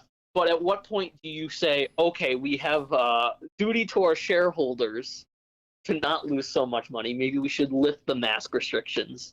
They don't care about that, because if your politics is winning, you will get rewarded. Look at the green energy movement as a great example. It doesn't work. Green energy does not work. Renewable energy does not work. You can go to Obama's green energy czar and ask him. He will tell you himself. There's video of it, of his TED talk explaining it doesn't work. There's Michael Moore, who produced Planet of the Humans. The renewable energy does not work. But you know what gets a lot of money? Green energy. Have you seen how much money that Biden is putting to it? $500 million in grants, and the United States government picking winners and losers, picking them. Have you seen Nancy Pelosi's stock portfolio, her wind energy investments, and how much it has grown? There are winners here. And all you have to do is wait for your turn. If you stand by these woke politics, they're going to come to you next. I'll give you a great local example. Hemp. Ooh, you are a great, wonderful hemp in the southern tier, not just New York State, but in the southern tier of New York, promoted by Assemblywoman Donna Lopardo, the fourth most powerful. Yes, I remember that. And she's being challenged by Sophia Resinetti, a good friend who I think can win. Right. She came up, Donna Lopardo came up with this wonderkin idea: hemp will save New York State. And it's our home run. It's going to bring in a couple thousand jobs. It's going to transform everyone's experience. Business will be here. It has completely failed, and she no longer talks about it. That's crazy, considering she's talked about that since I was a senior in high school. I remember her bringing up hemp. Yeah, but she actually it actually became a law 2 years ago. It failed. in 2020. 18 months after the law came in place, after she had the big press conference, Chuck Schumer, Senate Majority Leader of the Senate, came into Binghamton. He made the announcement, all the news, we're going to transform. It's going to bring in all this money. 18 months later, all the companies walked away. We lost all the money. But Donna Pardo got a boost from her party because she was being properly woke. And all those companies walked away with the money that they were paid by the county and the state of New York because they had hemp and they made the contracts. The people lost money and got higher taxes to pay off that sweetheart deal. We lost everything in that home run promise. But, the politicians and the companies made money because they were properly woke. Woke people got rewarded. The public got punished. That's how that works. That's why Disney keeps going. They're getting rewarded in the back end for standing up and taking the losses today. That's my opinion. People can tell me I'm wrong. It's a real shame, Mike. As I look through this website at what they're offering, this looks absolutely terrible. But Showtime will be defended by Twitter, by Facebook, by all the social media. Will stand up screaming and defending them to the end of the earth. And when they start running out of money, they can turn to the politicians and say, see, I've got all of Twitter that follows me. They think it's a great thing. They want me to keep doing this. Give us money from the federal government so we can keep get doing grants and things and bailouts. Sure, absolutely. And I think the funniest thing about all of this is the fact that all these people complaining on Twitter probably will never watch this TV show. Not at all. It'll have because zero it's going to be on ratings. Showtime streaming, which nobody owns a subscription to, nor do they have cable. It's on Netflix, Hulu, and Amazon now. Mm-hmm. For better or for worse. Don't worry. Hulu or Amazon will make a deal with Showtime to be able to cross-promote Everything's All White and put it out there because you've got to know. We've got to show the kids. We've got to teach them that being white is evil and being black is a victim. And you have to understand that racism is, exactly the way they want you to believe it is. Because it's not racist to tell kids that white people are evil by birth and that black people are victims by birth. That's not racist. That's anti-fascist. That's anti-racist. Hello, Antifa. Let's go burn down Minneapolis again. The sad, sad state of affairs. But on the plus side, at least every time it keeps failing. Going back to this Star Wars 2-night $6,000 vacation, $5,000. $6,000 for 2 nights at a hotel. Yep. By the way. Mm-hmm. Oh, $6,000. Sorry. Wanted to get that correct so Disney doesn't come after me. It's just going to fail, and the other products are going to sell, and the other things are going to do good because the non-politically correct shows like The Mandalorian do well. Nobody's going to talk about this. It's going to go under, and I think we're just going to see that repeating. The Mandalorian. As here's the thing, and again, this is politics more than entertainment, but understand they're not politically. Mandalorian isn't not politically correct. It's traditional. It's conservative. Yeah. It is the traditional storytelling that we have seen that has lasted. Why is the Iliad and the Odyssey by Homer still spoken about today? Why do we remember the 300 Spartans still to this day? Musashi, the blind swordsman out of Japan. Why do we still remember him? Zatiochi. I'm getting his name wrong. Yeah. Zatioshi. I have yet to see any of this woke stuff actually succeed. If someone knows out there, example of something very woke that has succeeded, please tell Mike and me because I have yet to see anything. Doesn't exist. Exactly. They're temporary because they don't have anything. There's no story that is endearing and timeless about it. It is all in the now, and it is all politically motivated for the next election. It has nothing to do with what happened before it, and it will not positively impact anyone going forward, which is why it's not timeless. The story of the 300 Spartans is timeless because it is in power of the people. Even small groups have the ability to affect history, which is why we remember them. King Arthur. You can go through history, Shaka Zulu. What is the positive impact of that message that goes through time? The underdog, the single individual standing up, Gandhi, Mother Teresa, Martin Luther King, Malcolm X. There's a reason why we remember these people decades and centuries and millennia after they are gone, and why we don't remember any of the PC, progressive, democratic socialist people and ideas, because they're not meant to be remembered. They're meant to be obeyed. That's it. Yeah, couldn't agree more. I mean, and let me ask you this. Do you think as these woke fads go in and out, I'm thinking of thousands in my head of woke things that were talked about for about 3 days, and then I completely forgot about them, as did the rest of the world. Do you think we'll get to a point where we move away from this? Finally, people say, all right, we need to start making actual profits. We are losing too much money. Government is not going to bail us out anymore. Do you think we're going to get to that point in the future? It's happening right now. It's happening now. It's happening slowly, but it's happening now, because you can only sustain those kind of losses. The backdoor deals, the reimbursement afterwards, it's dependent on, do you win an election, which in 2022, Democrats won't. And very likely in 2024, if things continue this trend, they're not. So their chance of recouping their losses by begging to the government is going away. And they're losing. And the influence that they gain from social media, like Twitter, like Facebook, Amazon, is reached its peak as well. Facebook is losing. They've reached the peak on their audience, and they're losing people. Twitter has been consistently losing people for a couple of years now. Social media has reached its peak as it exists now. Those platforms cannot get bigger. They can only lose power at the same time that Democrats are losing power in government.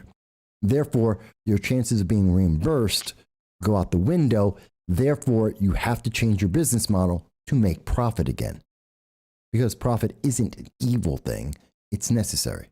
There is no advancement without it. So they have to change, and they have to go back to the old way that it has. And it's the reason why America's the most powerful nation in the world today, is because of the profit incentive.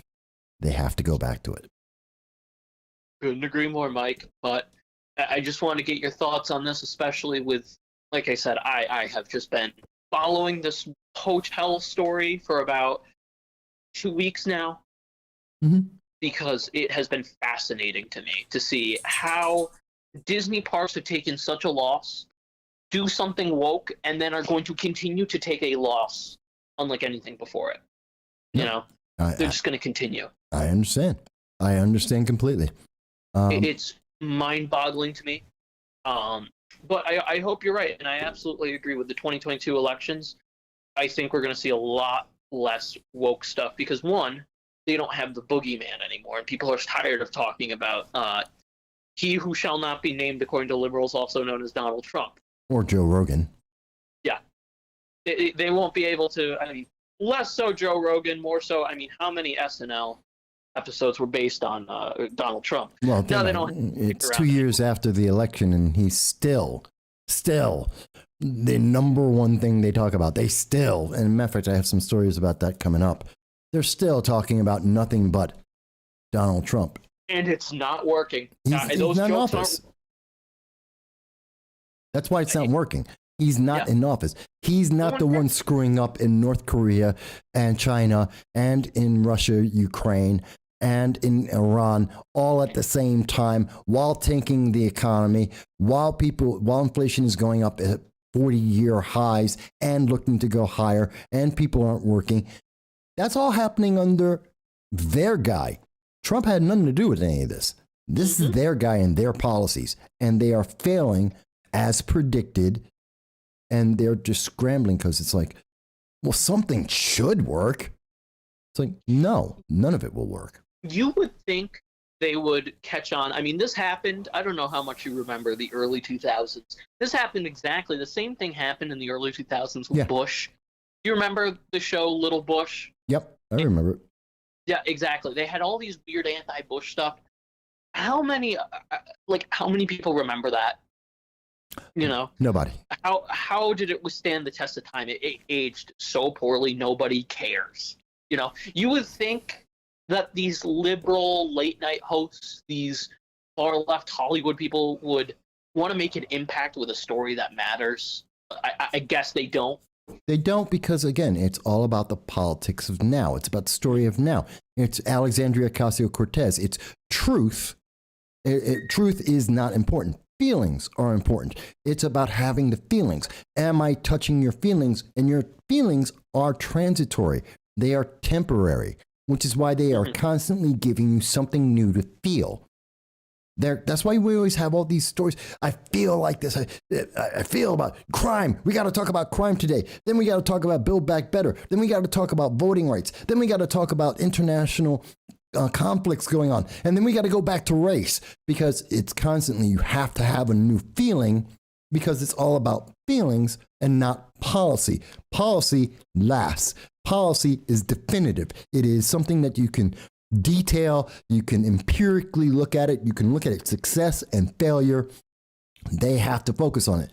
People aren't afraid of the pandemic anymore. We have to go to something else. Let's go to race. That's always the next thing. Race is always their fallback. It's about racism. You don't agree, so you must be a racist. Always a fallback until they can find something else. Let's talk about guns. Let's talk about crime, which they have no answers for. Let's talk about the economy. Let's talk about, we need something new to be afraid of. Let's talk about Russia. And I'm about to get into that about Russia, because they got that completely wrong. Biden's doing everything backwards. It's the worst. I've never seen someone so bad at diplomacy before in my life. No, it's terrible. But before I leave, let me give you my final thoughts on what you said. Sure. Because it's not every day I can use my political science degree with you. You know? Okay. It's not every day I can actually use political science in a practical standpoint. And let this be a little lesson to your audience. The main reason, it's a philosophical reason that progressives go from issue to issue to issue. The idea behind conservatism is change over time slowly, and integrating that change slowly over time. Progressivism is all about getting change instantly, right? Fast protests. The reason they change from issue to issue is because once they realize in a democracy, things take time. Policies take time to implement, to change. That's just how government works. Mm-hmm. Progressives want things now. And if they cannot get it now, they say, well, we failed on this issue. Let's just move on to the next. It's truly just go to the next issue, next issue, next issue. It's the fundamental ideas of progressivism are rooted in that rapid change as fast as possible. And that's why conservatives overall are doing much, much better right now, because they see we want change, but we want it over time and more slowly, like our government can do, because it's a democracy. It has to go through both houses. It's not an instant fix like progressives think. And that's why they'll continue to lose on all these issues. Okay. That's some political science 101. Just the idea behind conservatism and progressivism, how they change. But I'll leave you with that final thought, Mike. I love the stream, love the Boondocks. As you know, like I said, season 1 through 3 is fantastic. I love the fight. I love the fight scenes in that. I don't know how they do it. Fantastic show. Yeah. But great show, Mike. You keep it up. I'll be continuing to watch and comment as well. Thanks for letting me call in, Mike. You're absolutely welcome. Thank you. And you too, folks, can also call in. As you can see, our phone lines are on anywhere in the world. 607-242-1582. I know not everyone can call in. We can't afford 800 line. I don't have that money. I'm not rich. So donate if you want me to get an 800 line. But anyone can call in. And if you can't call in, you can leave a comment on YouTube, Facebook, Twitter, DLive. And you can also reach out to us on our Discord. Even if you're watching the show after the fact, feel free to contact us in the comments. and leave your thoughts. We're happy to hear everything you have to say, even if you don't agree. If you agree or disagree, your voice is welcome on this program. In fact, if you've been here with us for the last hour and a half, I thank you. And we're not done yet, but please consider subscribing to let more people be able to hear this. We have a target of 1,234 subscribers. It ain't the world. It's an easy thing. That's all we're asking for. We want to hit 1,234 subscribers for this year. That's our goal. And we hope you can help us with that. Now, I did promise, and as I said, I want to get into, well, let me answer the questions that I just put up here. Because I asked the questions, do you think progressive ideology is fading or growing? Have you or anyone seen Showtime's racist program, Everything's Going to Be All White, and what did you think about it? Were you offended by the Boondocks clip that we just showed on the program, which is our message towards Black History Month? We're happy to hear your thoughts, whatever you may think. Dow mentions it's progressivism is failing. I think we're seeing a slow motion reaction in a rise of traditional populism that is building an awareness among the population. Jason mentions it's more profitable to get a 900. Well, I'm not trying to get a 900 number, an 800 number. I lose enough money doing this every year. And I do it because I believe this is important to talk to you, to talk about these issues, to highlight what the news media tries to hide from you and downplay. I think it's very important because it affects our lives. And of course, people are more than welcome to donate if they want to. But I think it's really interesting that when we're looking at what's happening right now, when we're listening to people like Showtime that think the best way that they can get an audience, that they can maintain an audience, the best way that they can reach out to people, especially during Black History Month, so that they can say, we are doing the right thing, we're on the right side of history, is to put out racism, blatant, absolute racism. And the answer from the progressive is change the definition of racism. They love to change things. They like to change the definitions of things to suit their purposes today. And God forbid, tomorrow, anyone tries to use that new definition against them, they'll change it again. But Showtime's putting out this kind of program, and they count on the fact that people have forgotten that Black people, the Boondocks, myself, don't agree. We've never agreed. This is from over 2011. This is not new. They just want you to not remember. And in the meantime, they're doing little things like, hey, do you remember that the Justice Department signals it might be willing to allow safe injection sites for people to use heroin and other drugs? The Justice Department is promoting drug use. And hello, let's not forget that under Biden, as he decided on the first day in office, all of the policies he has must be directed towards Blacks, Hispanics, people of color, and the LGBTQ first. They are the primary targets of all of his policies, which includes getting more drugs and continued sustained drug use. This goes hand in hand, by the way, when we hear that they want to give safe sites for using heroin, which is responsible for 100,000, let me say it again, 100,000 people that have died from overdoses. It costs America $1 trillion a year. $1 trillion a year. This is your taxes. This is your money. This is why you're paying 22% more for food every month, why your electricity has gone up by 40% in places across this country, why your gasoline costs 46% more.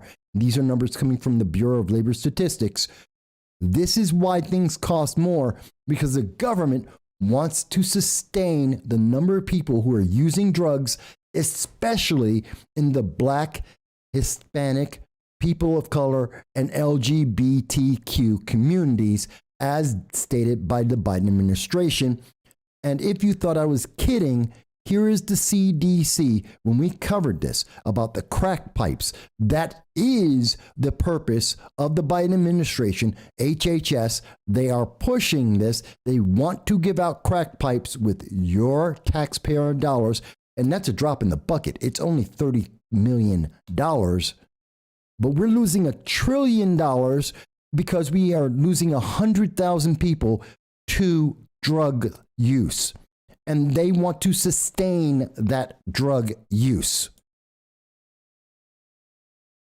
Snopes can tell me I'm wrong all day long, and I'm showing you the evidence that comes from the Biden-Harris administration itself, that is coming from Democrats themselves in California, New York, Illinois, Baltimore, in the strongholds of these Democratic politicians, that they are doing this, and they are targeted the very same people that they say they want to uplift. And I think that is horrendous. So, to be honest, it's not correct to say that the Biden-Harris administration has done nothing. Because what they should say on CNN is nothing positive. They haven't done anything to help the nation.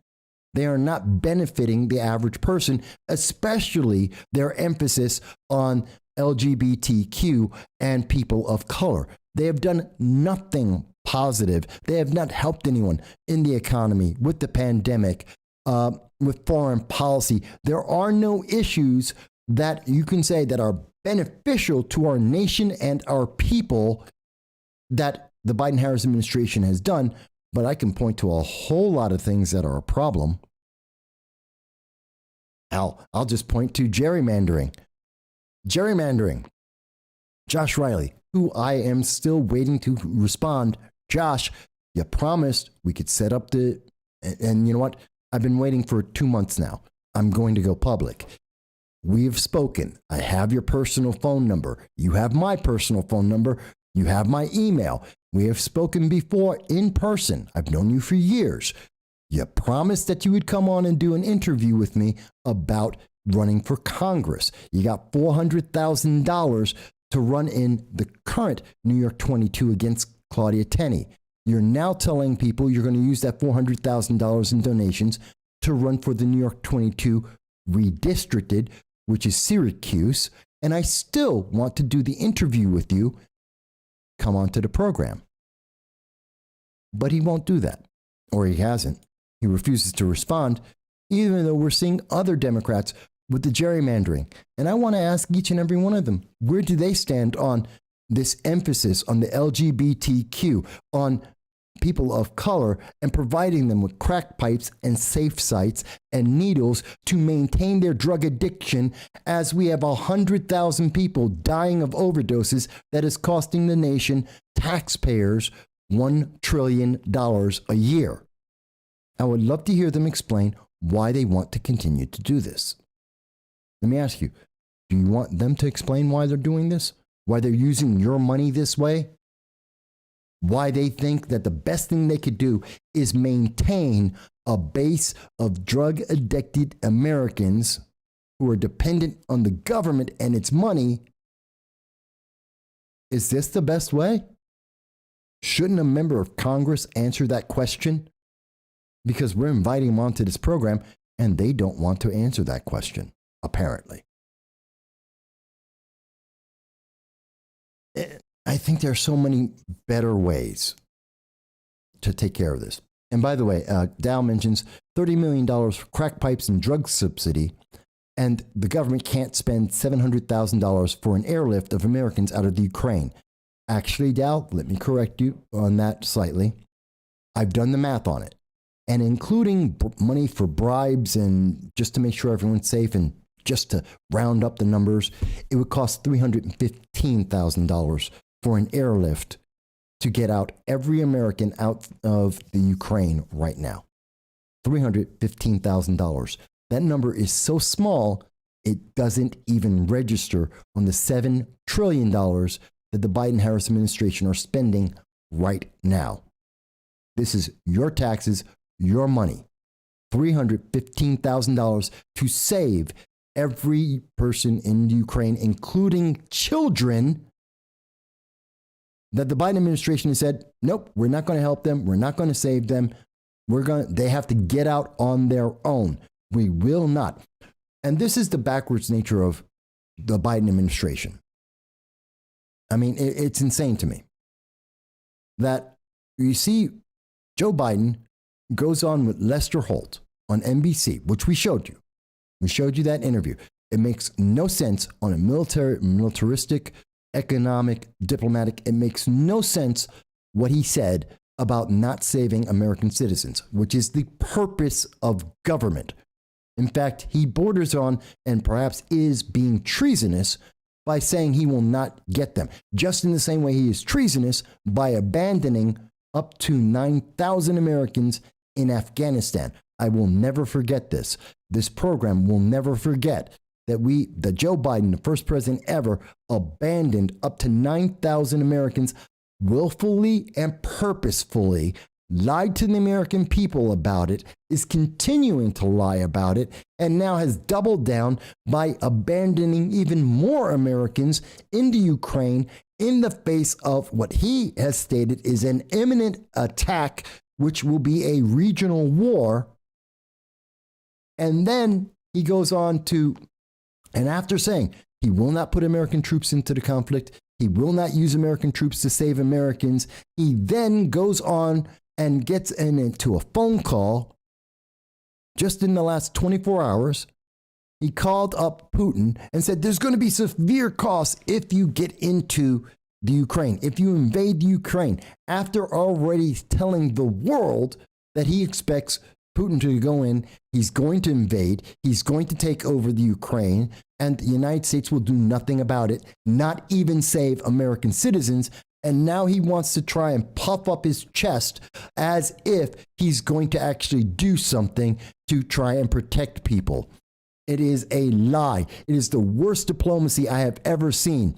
The Ukraine crisis on the brink. Russia says it caught the United States submarine in its waters and drove it out, while Western's blast provocation as Biden's phone call with Putin, airlines stop flights to Kiev. The airlines in the Ukraine stopped their flights. So Americans, especially in the State Department, that were sent to the Ukraine by the Biden-Harris administration cannot get out. Their kids cannot get out. But the Biden administration said, you're on your own, and they will not save any of them. Just like in Afghanistan, this is criminal. This is criminal. And we detailed this for you. And matter of fact, it's not just us talking about this. This is coming from DW, Deutsche Welle, German news. The rhetoric has basically not changed, and that President Joe Biden repeated the message he sent out before. He warned Putin that an Ukraine attack would bring, and I quote that here, a swift and decisive response. He said that in case of an invasion, Russia would be hit very hard by sanctions which also would target specifically the oligarchs and also Putin's personal assets. So today's phone call was another sign that President Biden is willing to play hardball. And it's also another sign that no one cares, because Russia doesn't care. They didn't change.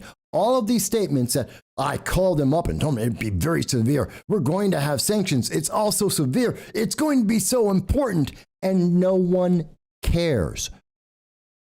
North Korea doesn't care. They still won't talk to the Biden administration.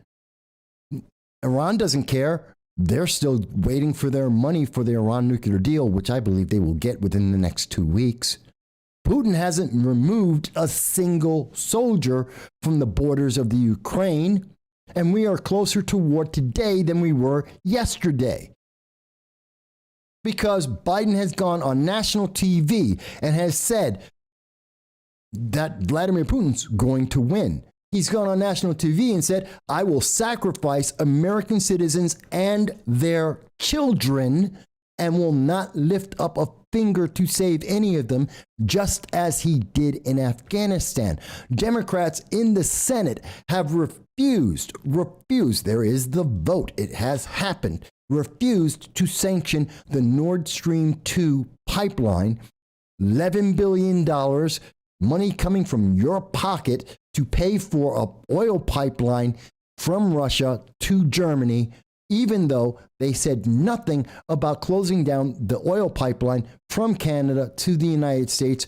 This is why you're part of reason why your energy, the electricity you're getting that's running your electric cars, is up 46%. Why in the world everyone's, I'm being so tough on them? You're not. Biden is anti-diplomacy every time he opens up his mouth. He called up Putin and said, hey, we're going to be really severe. We're going to have all kinds of sanctions, even though Democrats refused to put sanctions on you, even though I won't put a single troop in that country to protect them. I will not even go in to protect my own people, but it's going to be real severe. This is going to be so big a problem for you, even though you'll win at the end. So don't do it, even though you'll win. This is anti-diplomacy. Please, if you disagree, I beg you, tell me why I am wrong. Explain to me how I am misunderstanding this on a militaristic, on a economic, or a diplomatic level. Please explain to me how I am not seeing what the Biden and Harris administration and Secretary of State Antony Blinken are doing, and it doesn't add up to what I'm concluding. Please show me where this does not make sense. And again, this affects everyone in the world. In Europe, you're looking at war on your borders. You're looking at this affecting your troops. For the United States, UN troops go in, that means America. If NATO troops are going in, that means America. And America already has troops that have gone to the border in Poland. 4,000 of our troops are already on the border. We have American citizens in there. We have American children in the Ukraine that are in imminent threat that cannot get out of the country because the flights have been stopped, and it would cost $315,000 to save them. And Biden won't do it. And it's going to affect our international trade. It's going to stop you from getting goods, the things that you need to purchase. It's going to cause more inflation. We're going to get closer to that official 11% and probably 30 to 40% stagflation that I am predicting on this channel. It's going to affect your jobs. It's going to affect everyone in the world. And if you think I'm wrong, I'm happy to hear the argument that says, Mike, you've misunderstood. In fact, I beg you, tell me, how am I misunderstanding the evidence that is before us that I am showing to you that leads to a different conclusion that what you are seeing right now from around the world. I'm not relying on CNN and MSNBC and the New York Times to give me an edited version, a watered down version. I'm looking at sources from across the world, and they are all saying the same thing that I am telling you. Let me go to the comments. So, going back, Jason had mentioned Dems always want to fix a problem and they inevitably increase it. Well, it's true. Politicians don't like to solve problems. It's kind of like drug companies. They don't like to fix drugs, fix a disease. They don't want you to be cured. They want you to maintain it. It's like with drug addiction. They want you to maintain it. The money is in maintaining it. They don't want you to be cured of cancer. They want you to live with cancer. They want you to live with AIDS. They want you to live with the pandemic, to get booster after booster after booster, because it's more profitable. Democrats don't want to solve the problems. They want them to continue because there's more money for Al Sharpton if there is racial tensions in the United States than to admit that we have moved so far from the 1960s, the 1970s, the 1980s, that there is so much less racism in America that we should be applauded. And yes, there's still room to improve, but let's not take away that we have improved, that white people aren't inherently evil by birth, black people aren't inherently victims by birth. Let's do that. That won't make Al Sharpton money. That's not going to get Democrats like Eric Adams in New York City elected. It's not going to help people like Alexandria Ocasio-Cortez or Cori Bush or Ilhan Omar. No, that's not going to get them elected and reelected. No, we have to push this message because it puts fear into people. It makes them react emotionally, and it never ends. That's my understanding of it. That's why you don't see things fixed. And yes, there are Republicans who have similar problems, but they're dwarfed by the problems that we're seeing from the progressive left. If you disagree, I'm happy to hear your words to tell me how. Dow says, well, heck, bargain basement price is $700,000, then could get Americans out of the Ukraine and a stopover in Afghanistan. And yes, Dow, it would. I mean, let's call it, let's round the number up. Dow's talking about, as I had mentioned, what would it cost? How hard is it for America to get the Americans in the Ukraine and the children in the Ukraine and the moms and dads in the Ukraine who are civilians? How hard would it be to get them out? The math is $315,000. The time frame is 2.5 hours. Literally, we can be there in 2.5 hours, load the plane, and fly them out. That's how long it would take from Ramstein Air Force Army Base in Germany. And yeah, we could send people into Afghanistan with a C-130, tell the Taliban the same thing that we could tell Russia. We're going in, we're going to pick up our people, we're going to pick up our kids, these American nationals. We're going to go to the airport, we're going to load them up, we're going to fly them out of your country. Your country is your problem. And if you harm even one of them, even by accident, we will bomb the hell out of your country. You will be in a war like you have never seen before. We committed a 20-year war for attacking American citizens, 9/11, and those were all adults. Hurt one child. You have never seen America this angry before. We will go ballistic. There isn't a nation, there isn't a terrorist organization in the world that wants to be the focus of the full fury of the American people. We could do this for $1 million. $1 million. We can get Americans out of Afghanistan, out of the Ukraine. We can be out of these conflicts regionally for $1 million. It is a number so small in terms of our government spending of $7 trillion, it does not show up in the math. It is a rounding error. It is as if you took $1 and threw it out the window. They would not even notice that it existed. That is a fact. Continuing on the comments. Jason mentions that the word is, across the world, is that during the Super Bowl, Putin would invade. Putin would invade within the next week. Either he invades in the next week or he doesn't invade at all. And the reason why he's going to do that has nothing to do with Joe Biden whatsoever. Joe Biden is not a factor. Joe Biden has proven he's not a factor by his several phone calls, the conversations with Anthony Blinken. Nothing that the United States has done or threatened has had any impact. They are being ignored as much as they are being ignored by North Korea. No one cares. The reason why he's going to do it now is twofold. Putin would invade now because of the ground. If you get into the spring, it is harder for tanks and troops to move in mud or soft ground. So he wants to avoid that. The harder the ground is, which means cold weather, the easier it is to move the troops and to move tanks. So he would want to do it in roughly the next week before it starts getting warmer weather. And the second reason is preparations. Right now, the Ukrainian people are being trained by the military to be able to defend themselves, to have, you know what? They're doing what we used to do in the 1950s, what we should do right now. They're teaching women and children how to use firearms so they can protect themselves. Gee, isn't that an American idea? Teaching the people how to bear and use arms.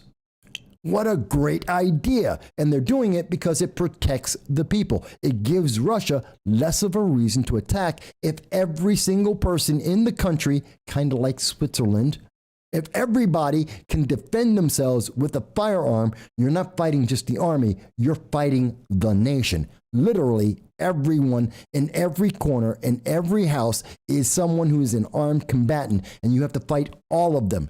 No nation wants to do that. Switzerland understands it.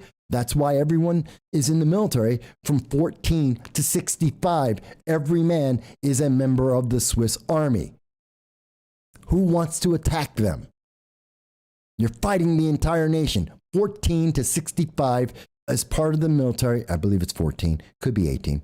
Are part of the military and are armed and can be called at any given moment if the nation needed it. Who wants to invade there? And that's why the Ukraine is teaching moms and kids and regular civilians how to bear arms and to protect themselves if their nation is attacked. The longer that Putin waits, the more of a military he has to fight, the bigger the battle and the higher the cost. Has nothing to do with the United States, Germany, or anyone else. They don't care because they've already heard all of the threats. They've heard about the sanctions. We've been saying nothing but sanction, sanction, sanction all day long, guaranteeing we're not going to put troops in there, that we're not going to be involved, not even to save our own people. What's he care?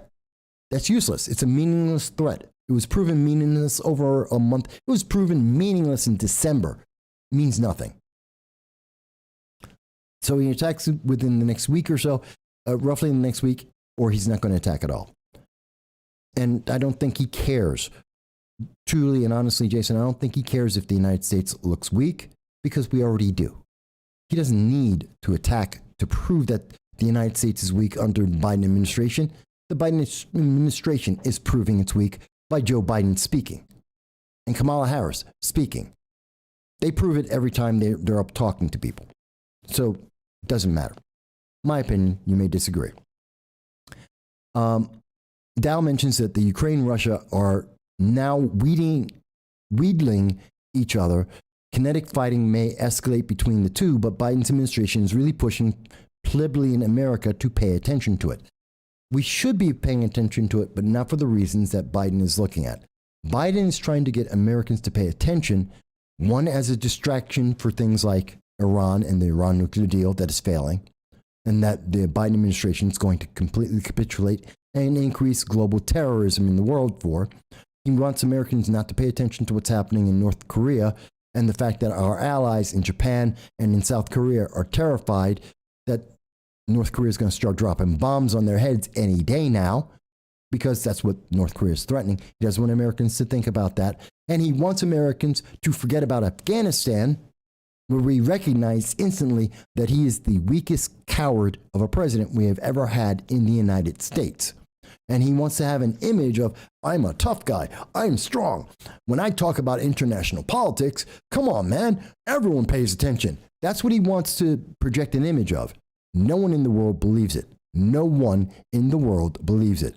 You look at the Ukraine, the United Kingdom, you look at Germany, you look at France.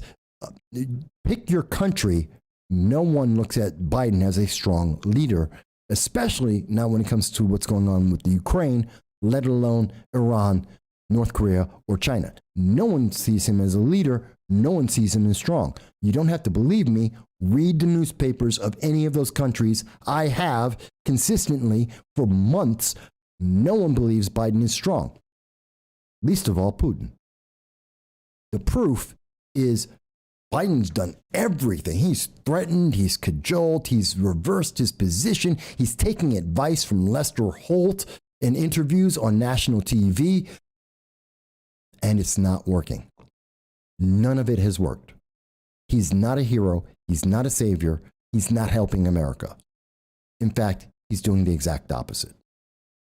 That's my position, and I believe I've proven it over and over today and in the past 2 months, at least, if not since Afghanistan, if not since August. We've been proving it over and over again. But if there's a progressive out there that thinks I've missed something, if I've misunderstood, again, I keep begging for this. Tell me how. Tell me how I'm wrong. I want to hear it. I will listen to you. I will give you all the respect I can to hear your points and to understand. I keep asking the Democratic politicians and progressive politicians and candidates, come onto this program. Explain how I misunderstand this. Please tell me how your latest home run idea is going to help anyone. Please tell me how your diplomatic failures are helping anyone. Tell me how I'm misunderstanding these things. They won't come on. They won't answer these questions. They are afraid because they want to win an election. That's the honest answer. Dow mentioned, so what is happening behind the ice cream curtain? Oh, it's so crazy. Jason mentions energy is the one place he can control inflation by pushing the pipeline and fracking and nuclear. Democrats hate nuclear power. They're not going to do it. You've never seen a Democratic administration where they're promoting nuclear energy or trying to increase the number of nuclear plants in the United States. Won't happen. Out the window. Gone.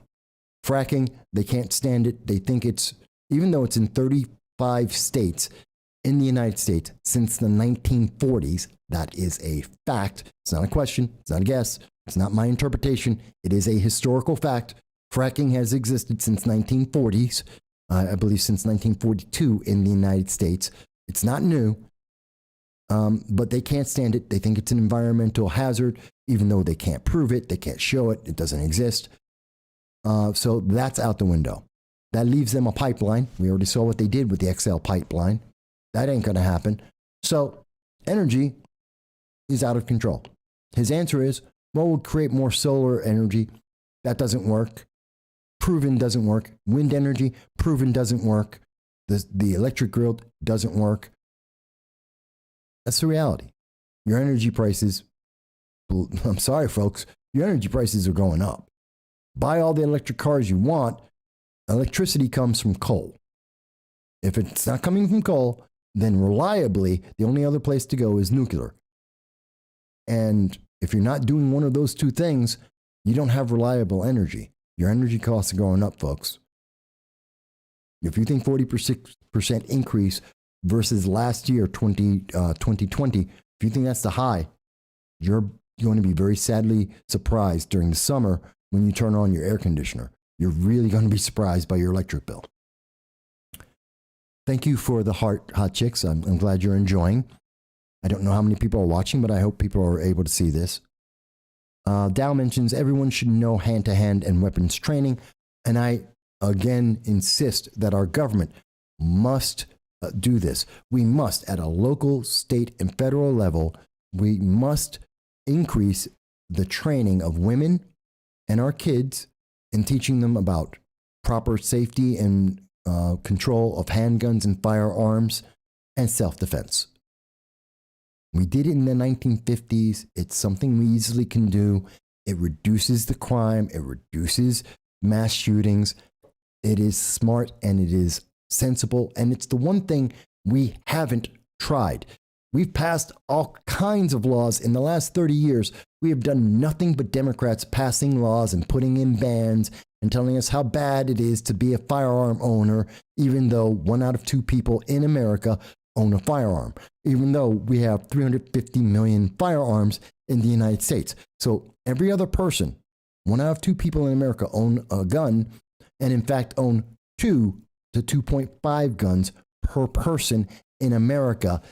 And it's so bad, it's so terrible that they keep punishing law-abiding citizens. Hey, I got a neat idea. Let's go the other way. Let's teach women how to hold and use a firearm. Let's teach our kids to respect firearms. Let's go back to that 1950s ideology about firearms are not inherently evil. The people who use them could be if they're trying to harm others. And let's get back to protecting ourselves and allowing people to use the Second Amendment the way it was meant. You want to try in a social experiment? There's my social experiment. Give that a try for a decade. Tell me what the crime levels are. I think they're going to go down.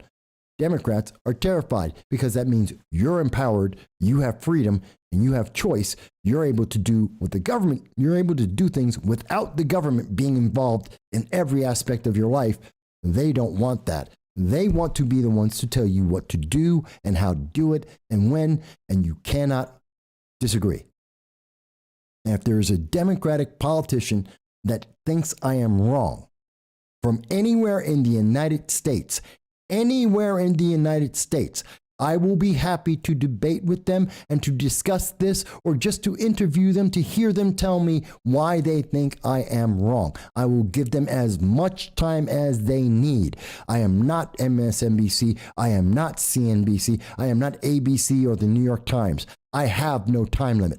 I will give any legitimate candidate or elected official of the Democratic or Progressive parties or the Democratic Socialists of America, I will give you BLM, Antifa, I will give you all the time you need to refute and answer the questions I am making.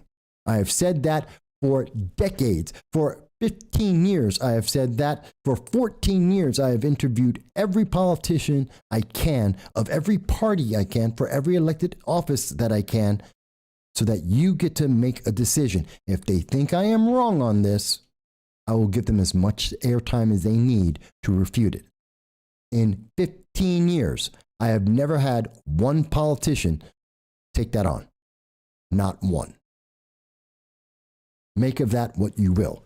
Not one in 15 years. And I know dozens of these politicians personally. They have my phone number. They know me. They won't touch this. Make of it what you will. And so Dow mentioned that hydroelectric. I left out hydroelectric power. That's obviously the answer. Solar doesn't work. Geothermal doesn't work. Wind doesn't work. Well, there's always water.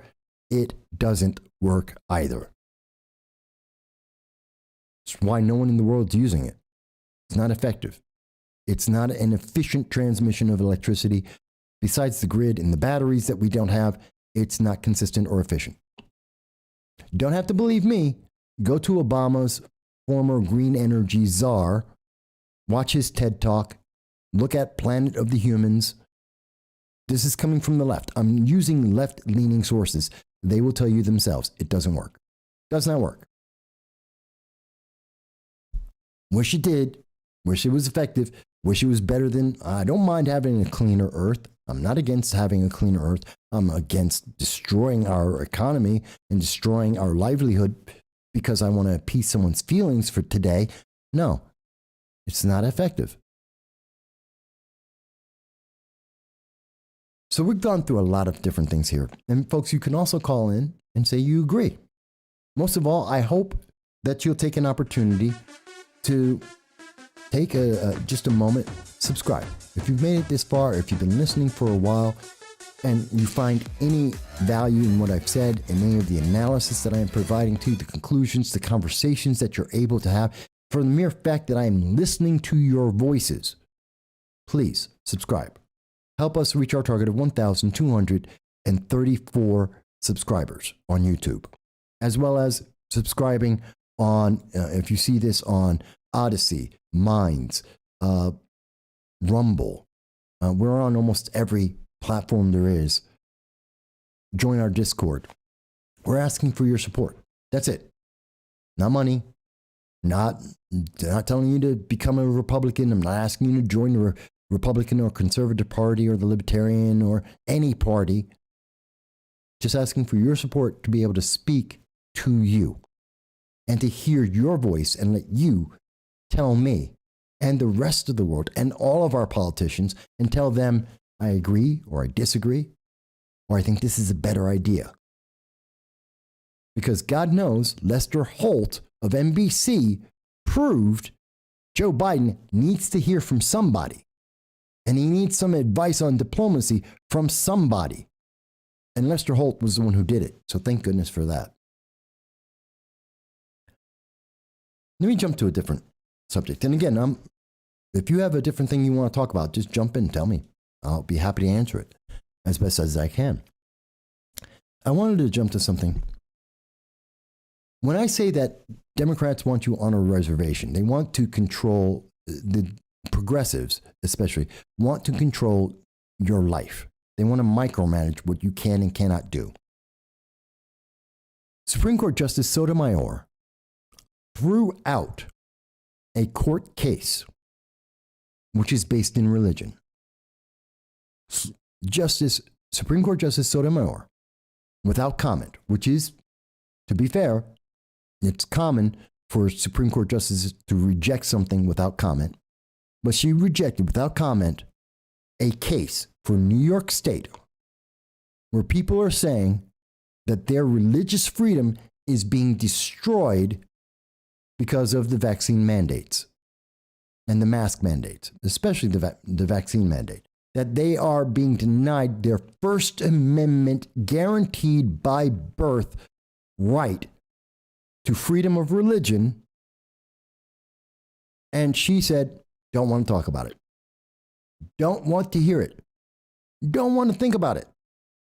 And it's not as if lower courts have already said, this is a valid case.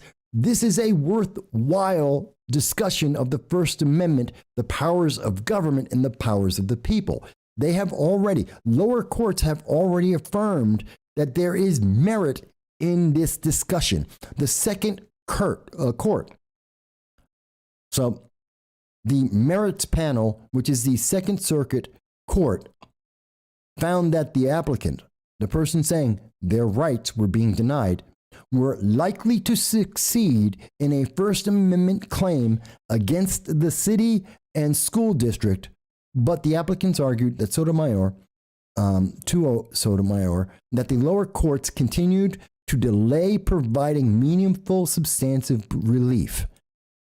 Courts in New York State and in the region, the Second Court region, Second Appeals Court region, have said, this is a First Amendment case. This is probably the rights of the people. The rights of the people should win. They defeat this argument about vaccine mandates, whether it's coming from New Jersey or from appointed Governor Hochul in New York. This is against the will and rights of the people. And this should be decided by courts. And they're not going to do anything. They're avoiding it because of politics. And Justice Sotomayor decided, I'm not going to even speak about it because of politics. And I bet you didn't hear this news. This is coming from lawandcrime.com. This is a relatively neutral source. They're the ones who are talking about this. They cited this. I dare you to find this story anywhere else in the news. No one's talking about it. They don't want you to know. They don't want you to know that you do have a First Amendment right, and that right is bigger than the government's edicts, their authoritarian decisions. And they won't tell you about it. They don't want you to know. Just like the media doesn't want you to know about this. And this is news that broke today. You may not have heard about it. Some people have.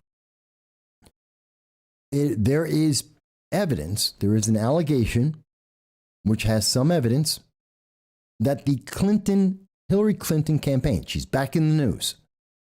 Her campaign, 2016 for the censors of Facebook, Twitter, all those guys.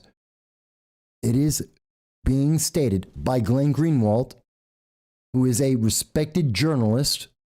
He's a blue check on Twitter, and he is commenting on this, that John Durham of the Justice Department found that the Clinton team, or election team, actually was conducting an espionage campaign. They were trying to invade not only the campaign of President Trump, but the White House to manipulate data to insert Russiagate information to then implicate President Trump and have him removed, both before and after the election in 2016. Do you know how big that is? Can you imagine how big that is? A political bias, a campaign with the full power of the Democratic Party behind it, paid individuals to try and infiltrate another campaign, which is already a legal problem, but also the presidency, the executive of the United States, and to manipulate data to harm the effectiveness and capabilities of that president, that executive of the United States. This is stuff out of a Bond film. This is something you expect from a Jason Bourne movie.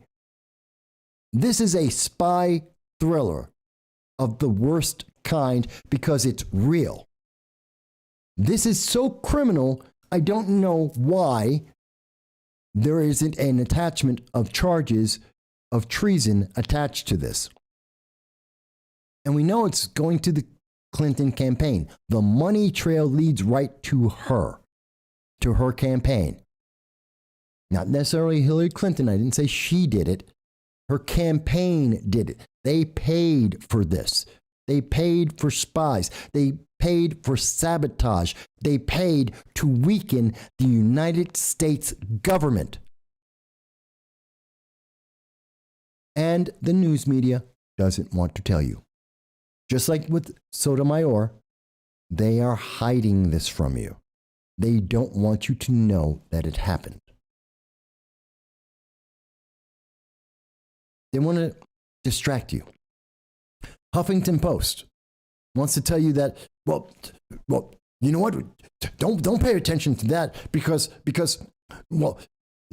Trump, he ripped up documents just like Hillary destroyed documents that were under subpoena, that were required by law. Trump did the same thing. He followed in her example. He did what she did, and you should be upset with him. Not Hillary. Never Hillary. You should be upset with Donald Trump for doing exactly what Hillary Clinton did. That's a violation of the law. This is bad. And don't pay attention to the fact that Hillary Clinton and the Democratic Party paid to have spies go into and destroy the efficiency and capabilities of a sitting United States president. Don't mind that treasonous act. Be concerned that Trump may have destroyed some documents that might be required to be held. Not that we know that he did, not that we know that they were classified or that they were required. That's an allegation. We don't know. But they want you to think about that and focus on that, and they are talking about that instead of talking about the fact that Hillary Clinton paid, her campaign paid for spies to destroy and to disable the capabilities of a sitting United States president. Mike, you don't believe it's true. You don't believe it's coming out. You don't believe this. Okay. United Kingdom, England, Daily Mail. Trump's upset. Why is Trump upset? Let's skip all the stupid stuff. Here it is. Durham's filings reveal how Hillary Clinton's election campaign paid money to a tech firm to infiltrate servers that were at Trump Tower and later the White House. According to a filing from special counsel John Durham, the aim was to try and to smear President Trump, by linking him to Russia, which had been accused of meddling in the 2016 U.S. presidential elections. 2016 for the censors on YouTube, Facebook, and social media. This is the reality. The world knows about it. The world is speaking about it. U.S. news media doesn't want to tell you a word. It doesn't exist if they don't tell you. They want to ignore it. They're not going to talk to you about it. It goes back to the same thing They didn't want to tell you 155 people decided to come out like the Freedom Convoy that wanted to protest mass, that want to protect children from the authoritarian rule of appointed Governor Kathy Hochul. They don't want to tell you about that. They want to hide it from you. They don't want you to know the reality. If there is a Democratic candidate, if there is a Democratic elected official that would like to dispute what I have just said, most of you have my phone number. You have the number right here, 607-242-1582. You can call into the program live. You can contact me privately. You know my email. Your staff know my email. Your staff know my phone number. They've had it for 15 years. You can contact me directly. I will set up an interview. I will do it live or we can do it over Zoom. I don't care. We do it by phone, whatever you prefer. And I will provide word for word, unedited, every single thing that you say to refute whatever it is I've said that you disagree with. I have made that offer for 15 years. I continue to make that offer. I doubt that there will be a difference than what we have seen for more than a decade. They will not answer this. Mind you, and to be fair, I'm not saying that every politician that I do an interview with, there's none of them that are going to answer this question. So when I do interviews with many of the Democrats, they're not going to answer this question. So there you go. But I will interview them as much as I can, get them on the show so you know who you're voting for. I have an open door on that. Always have. 14 years now. Let me see. And Dal, an older comment, Dal had mentioned that hydrogen-powered generators could be an answer, but the technology is not mass-produced and is actively suppressed by the energy sector, lobbyists, and cronyism. And hydrogen-powered generators, which break apart water, supposed to be safe, is not confirmed. It is not a credible source of energy generation at this time. It's something that they can do on a very small scale. It is not large scale. It has not been proven to be effective. Again, the only thing that's effective at this moment, I'm not saying don't keep trying, but the only thing that's effective right now, nuclear power, coal, natural gas. That's it. And it's stupid for us not to use that. It just is. It's just stupid. We've made it as clean as it can be. It's stupid for us to tie our arms behind our back saying, well, we just got to wait for the day that solar actually gets to be effective. It's stupid because China and India certainly aren't. Africa certainly is not. But I'm really upset, folks, because let me ask you, how many of these things that we've talked about today that you have never heard of, that no other news media source is telling you, that no one else is discussing? I'm not asking you, do you agree with me? I'm not saying that you believe my conclusions, that you agree with the conclusions I've come to. You don't have to. I'm asking you an entirely different question. How many other news sources are willing to tell you in detail the things that I've gone over with you today? What other news program, what other news channel, mainstream news channel, that actually addresses these things and makes you aware of them? Because I can tell you, I've tried and I've searched. I know NBC isn't doing it. I know CBS and CNBC and MSNBC and the New York Times, the Washington Post, they're not doing it. They're letting their bias control exactly how they present information to you, and they are editing like crazy. I know locally they're not doing it. WNBF, Bob Joseph, a man I've known for, 14 years? Something like that? Who I've known in person, actually less time, since 2013. So that makes it 8 years. I've known Bob Joseph. I've been on his program on WNBF. I stopped 2 years ago because it's not worth it. There's too much bias. But there you go. They're just hiding things from you.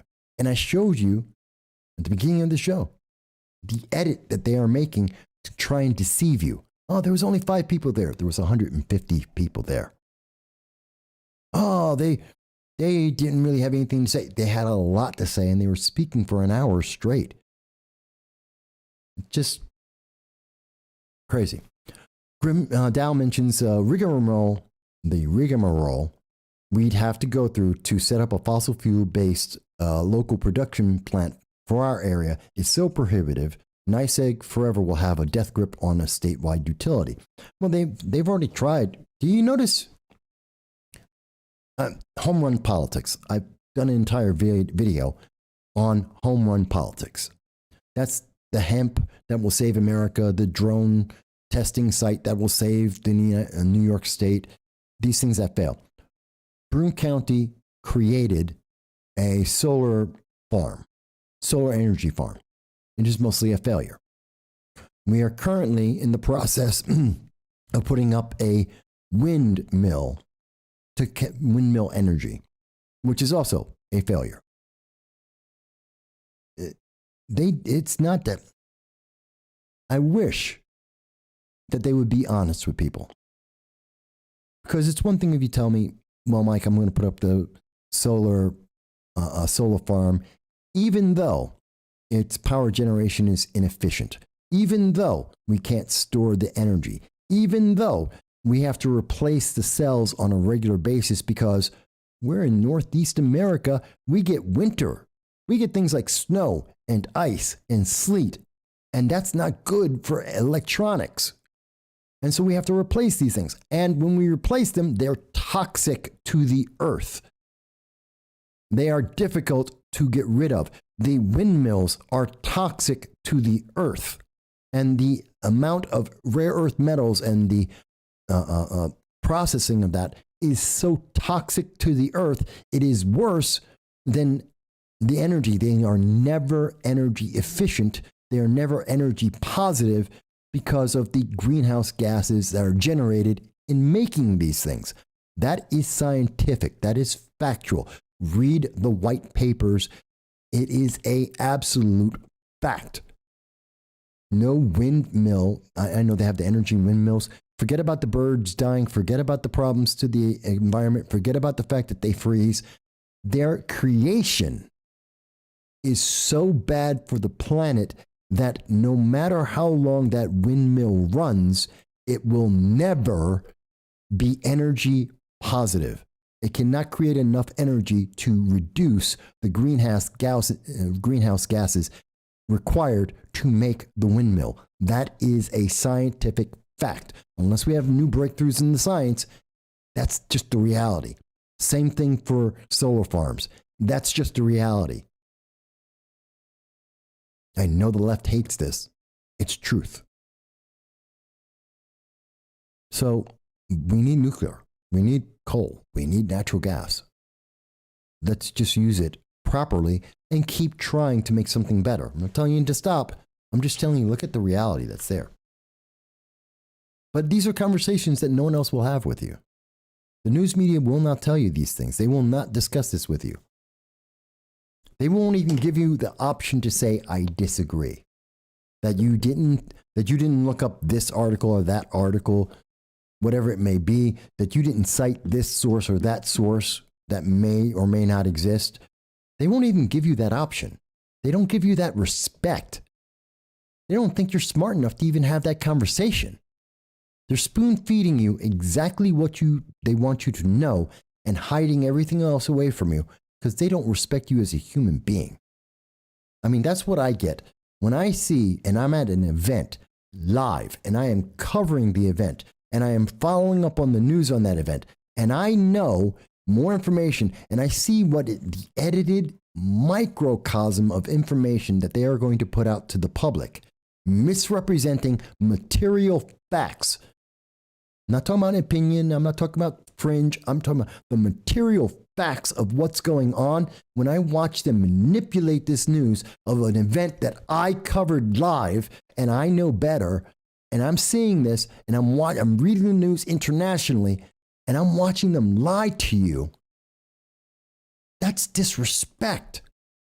No wonder no one trusts the news media. No wonder Biden isn't respected, why Kamala Harris has the lowest ratings as a vice president ever. No wonder people are going to have a landslide in 2022 in the midterm elections against Democrats.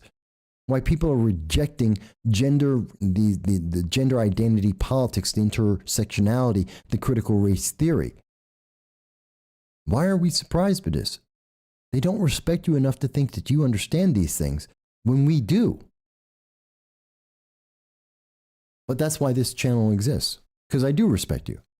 I respect you enough to agree or disagree with me. I respect you enough to look at the information, to read it for yourself, to see the context, to make sure that I'm keeping complete context, to tell me that you think there's a better way. And I respect you enough to hear your voices. Not to be emotional, but to hear your voices and to listen to you. To learn from you and with you. Because that's how we improve the world. That's how we make the world more stable and better. At least that's the way I see it. You might think I'm wrong. You may think, Mike, you pipe dream. You don't know what you're talking about. Could think that. And I know everyone's getting ready for the football game. And so people may not see the rest of the program. We're going to go another 4 minutes. I'll be on for 2 hours, 45 minutes today. Yeah. I enjoy spending the time talking with you guys because I enjoy you. I enjoy speaking with you. I enjoy having these conversations and learning from you, to hear what you have to say, to see what other people think. It's one of the reasons why I can make predictions very often on this program and why many politicians will come to me privately and ask me things about what's going on. It's because I'm listening to you, the public, from around the world. I'm paying attention. I know on the Discord, you guys send me information, say, hey, here's something that you didn't know. Here's something you didn't read. Here's something that's going on. Here's some insight on what's happening. You know what? And that's why politicians do contact me privately. They just won't publicly admit it. It's kind of sad. And even fewer of them will actually do anything. I know the NFL, I haven't really watched the Super Bowl. I really have no great interest in it because of the politics that's involved, all the commercials in the game itself. It's truly made me less than interested because when I go to entertainment, I want to be entertained. I don't want to have a lesson in politics. I don't want to hear about political theory coming from Matrix 4, where they're trying to tell me how bad a person I am because I don't agree with their politics. That's not entertaining to me. I don't want to watch Everything is White and listen to a bunch of progressives tell me that as a black man, I don't have a choice. I have to agree with them and that all white people are evil and all black people are victims. That's not entertainment. I don't want to watch a bunch of Mary Sues run around in Star Wars trying to do things because they're perfect and telling me, well, you have to accept it and you're a misogynist because you don't like Mary Sue characters in your TV shows, your movies, in your comic books, because, it's misogynist not to like a Mary Sue character. I'm sorry, they're not interesting. Give me an Ellen Ripley. I respect Ellen Ripley. I like Ellen Ripley. I want to see Ellen Ripley in movies because she's a great character. I'm invested in her and her journey. I could care less what Ray, the Mary Sue of Mary Sue's, is running around doing because I already know the answer. She's going to win. Done. All right. Who cares? She's got more power than everybody. Yeah. Okay. She's going to pull victory out of her ass because that's all she does. She's going to find a new power out of the blue and use it better than anyone could possibly do. And she's going to win the day because, Mary Sue. I'm sorry, I don't care. And I don't want to watch LeBron James, a basketball player, tell me about international politics, which he is not qualified for. It's not his job, and it's not what he's qualified for. I could care less what LeBron James thinks. But I'm a basketball player. I could care less. I don't need basketball in my life.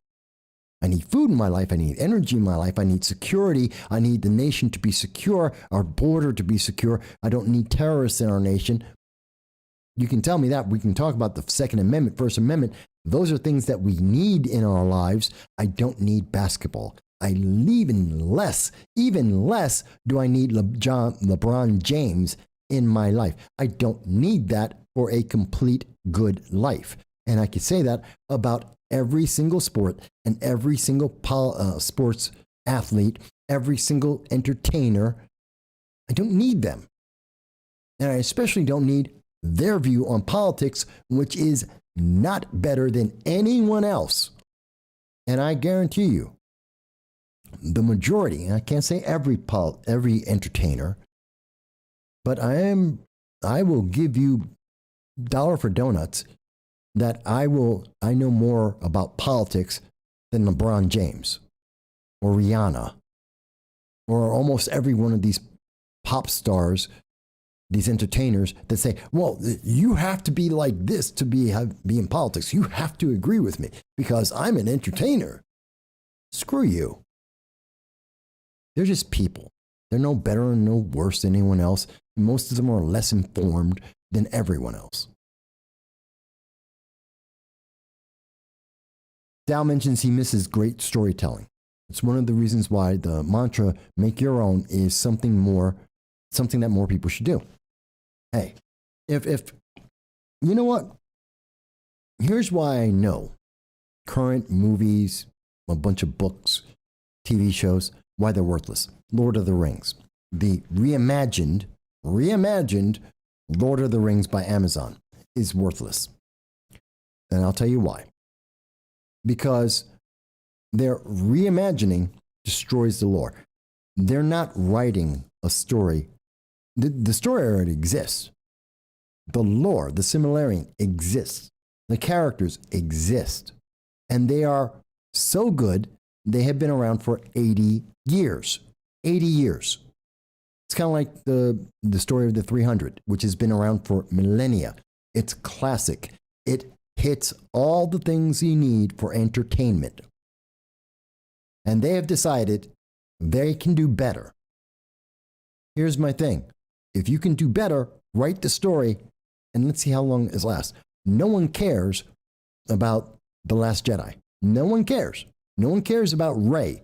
No one's buying the toys. No one's talking about her in videos, at least not in a positive way. No one's using her as a role model. I mentioned Ellen Ripley. People know who I'm talking about. And people still talk about her and her character in Alien and in Aliens and even in Alien 3 and 4. People will have that conversation. They're invested in that character. No one gives a damn about Rey. No one. No one gives a damn about Disney Star Wars. Mandalorian, somewhat. Boba Fett, not quite. But Rey, useless. Rogue One, name the name of any of the characters in Rogue One besides Darth Vader. Name someone else. You don't know. And the problem is gay Superman changing the video games. They can't. None of these characters, none of these ideas are viable. They're only viable right now, this second, this moment I tell you about it. And the moment you look away, it is gone. It is vapid. It disappears. It's not worth remembering. And no one does. If they had anything of value, they would create their own characters, whether it's their own comic book characters, whether it's a book, whether it's a movie. Ellen Ripley didn't exist until they made Ellen Ripley in Alien and brought her back for Aliens. She didn't exist. Sarah Connor didn't exist before you had her in Terminator, and they brought her back for Terminator 2. These characters didn't exist. They created them. Name a progressive soy, one of those little snowflake characters that's actually survived, that's actually worth talking about, that's actually of interest. Because it's all politics. So they want to be in politics. Fantastic. Name the that political character that's actually survived, that people are interested in, that people are following, that has any legs to them. There isn't one. In any medium you want to look at, doesn't matter if it's music, doesn't matter if it's movies, books, comic books, these animation, they don't exist. These characters don't exist because no one cares about them, because they don't have anything of worth. They're only worth the 5 seconds they're in front of you. And as soon as you turn away, it's useless. And entertainment, especially sports, is becoming more about that. The Olympics was about politics. It wasn't about any of the people in the Olympics. I'm sure there were many great athletes. You know none of them because you didn't care. Because the Olympics was about politics. It wasn't about their competition. It's useless. Why even have it? If you want to do that, just have a debate. Sit down a bunch of politicians and have a debate, because they don't even want to have a debate. They just want you to have control. Why I'm so upset about entertainment these days. It's useless. Because it's not actually trying to entertain. It's not trying to tell you a good story. It's not trying to involve you, ingratiate you, to integrate you into their stories or their ideas. They're telling you to obey. It's just different variations on the idea of obey. You must love Ray. Why? Obey. You must think LeBron is the greatest. Why? Obey. You must value the opinion of LeBron. Why? Obey. You must kneel at sporting events. Why? Obey. I'm sorry. No, it's not worth it to me. It's not of interest. And everyone is more than happy to disagree and say, Mike, I think you're missing something there. Okay. Maybe. Tell me why. Don't tell me you think I'm evil. Don't tell me that you think I'm some kind of misogynist. What do they always call me? They call me a racist, a misogynist. They call me an ageist, a phobe, transphobe, everything. I get all the names. God knows I get some really vicious and vile names. And they always come, you know who always says it? Liberals, progressives. I've got video. I've got photos of the emails that they have sent, of the text messages they sent, of the Facebook tweets and Twitter tweets that they've sent. I've got photos of that. I've got video of them live, in person, attacking me en masse in a mob, surrounding me, 50 of them, surrounding me, screaming. Just me, one man, all of them screaming that I'm an I'm a phobe. And you know what? I'm still here.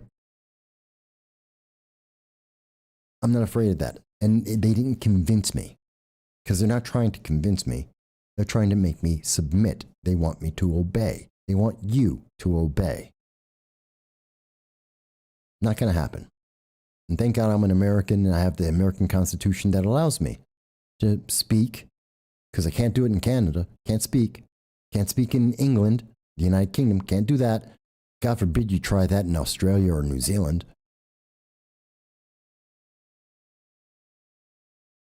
Dow mentions the usurpation of current intellectual properties is used to legitimize a political message, because those persons realize the characters they create would not resonate with audiences. So they ride nostalgia like a Trojan horse into people's consciousness. Because no one is going to go out and see PC Woman or, I don't know. You can't even describe their characters. If you were to make them entertainment, you can't describe a character. They're too vacuous. They're empty. Snowflake. Actually, there was a character by Marvel called Snowflake. Completely useless. And failed already. Came out 6 months ago, 8 months ago. Failed already. They have no substance. And sadly, our politics is being dominated by a lack of substance, which is what we were talking about all episode today, this entire video today. Look at the substance. There is no substance in the diplomacy that's coming out of the Biden-Harris administration. There is no substance to the threats that they are making against Russia or North Korea or to Iran. There's no substance, which is why no one cares. It's why they are not getting any reaction. There's no substance to the mandates and the requirements that are being put out by so many countries, which is why in 48 hours, they virtually all disappeared. The science didn't change. The politics changed because the politics had no substance. And that's why they're all gone. They're just poof, evaporating. It's why the news media is doing so bad, the traditional news media formats, whether it's on cable or on TV or on print, New York Times and the rest. Why are they doing so bad? Because they have no substance. And I don't think it's like eating sugar all day, every day, constantly. 0 calories, 0 substance. It'll keep you going. It'll make you feel good. 0 benefit. 0 substance. 0 nutrition for your body.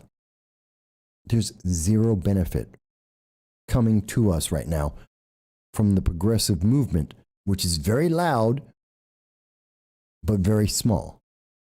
But it's really loud and it's very powerful, but there's no substance to it at the end of the day. And that's why it's so ineffective, whether you're talking about international politics or you're talking about domestic economic policy. It's just ineffective. It doesn't work because there's no substance behind it. Yeah, it leaves you that empty feeling. You're right, Dal. All right, folks, we got 3 minutes. 3 minutes. And in the last 3 minutes, let me say again, if you have been with us, if you have watched this on and off or all the way through, I appreciate and I thank each and every one of you for your time on this program. I want to say to you, please consider subscribing. We have a goal of 1,234 subscribers. I'm not asking for a lot, just trying to get to that target. It means the world to me. It's so important to me to hit that target. And I hope that you would be willing to allow us so that we can have more conversations with you. Like you've seen on YouTube, Facebook, Twitter, DLive, as you heard people calling in. People, and you hear the voices of people like Dal and Hot Chicks, Jason, and so many others that we had on the program, and John today, and Cyrax, and Tracy. I don't want to leave Tracy out because your voices are important to me from anywhere in the world. You matter. And that's why you should know what's going on, and you have the power to make changes. Just like we see in Canada, you have the power to make the change. And I hope you will. And I hope you're going to be well. And those who are going to watch the Super Bowl, I want you to enjoy it. I hope your team wins, whoever's playing. I don't know. I don't care. But I hope your team in the Super Bowl wins. I used to pay attention to that. I don't anymore. I hope that you get to enjoy whatever movies you're watching, and I'm not watching Showtime. I hope you wouldn't either. I'm sure you own a movie, or there's a better movie on TV, or just watch YouTube. God knows, there's better things to do with your time.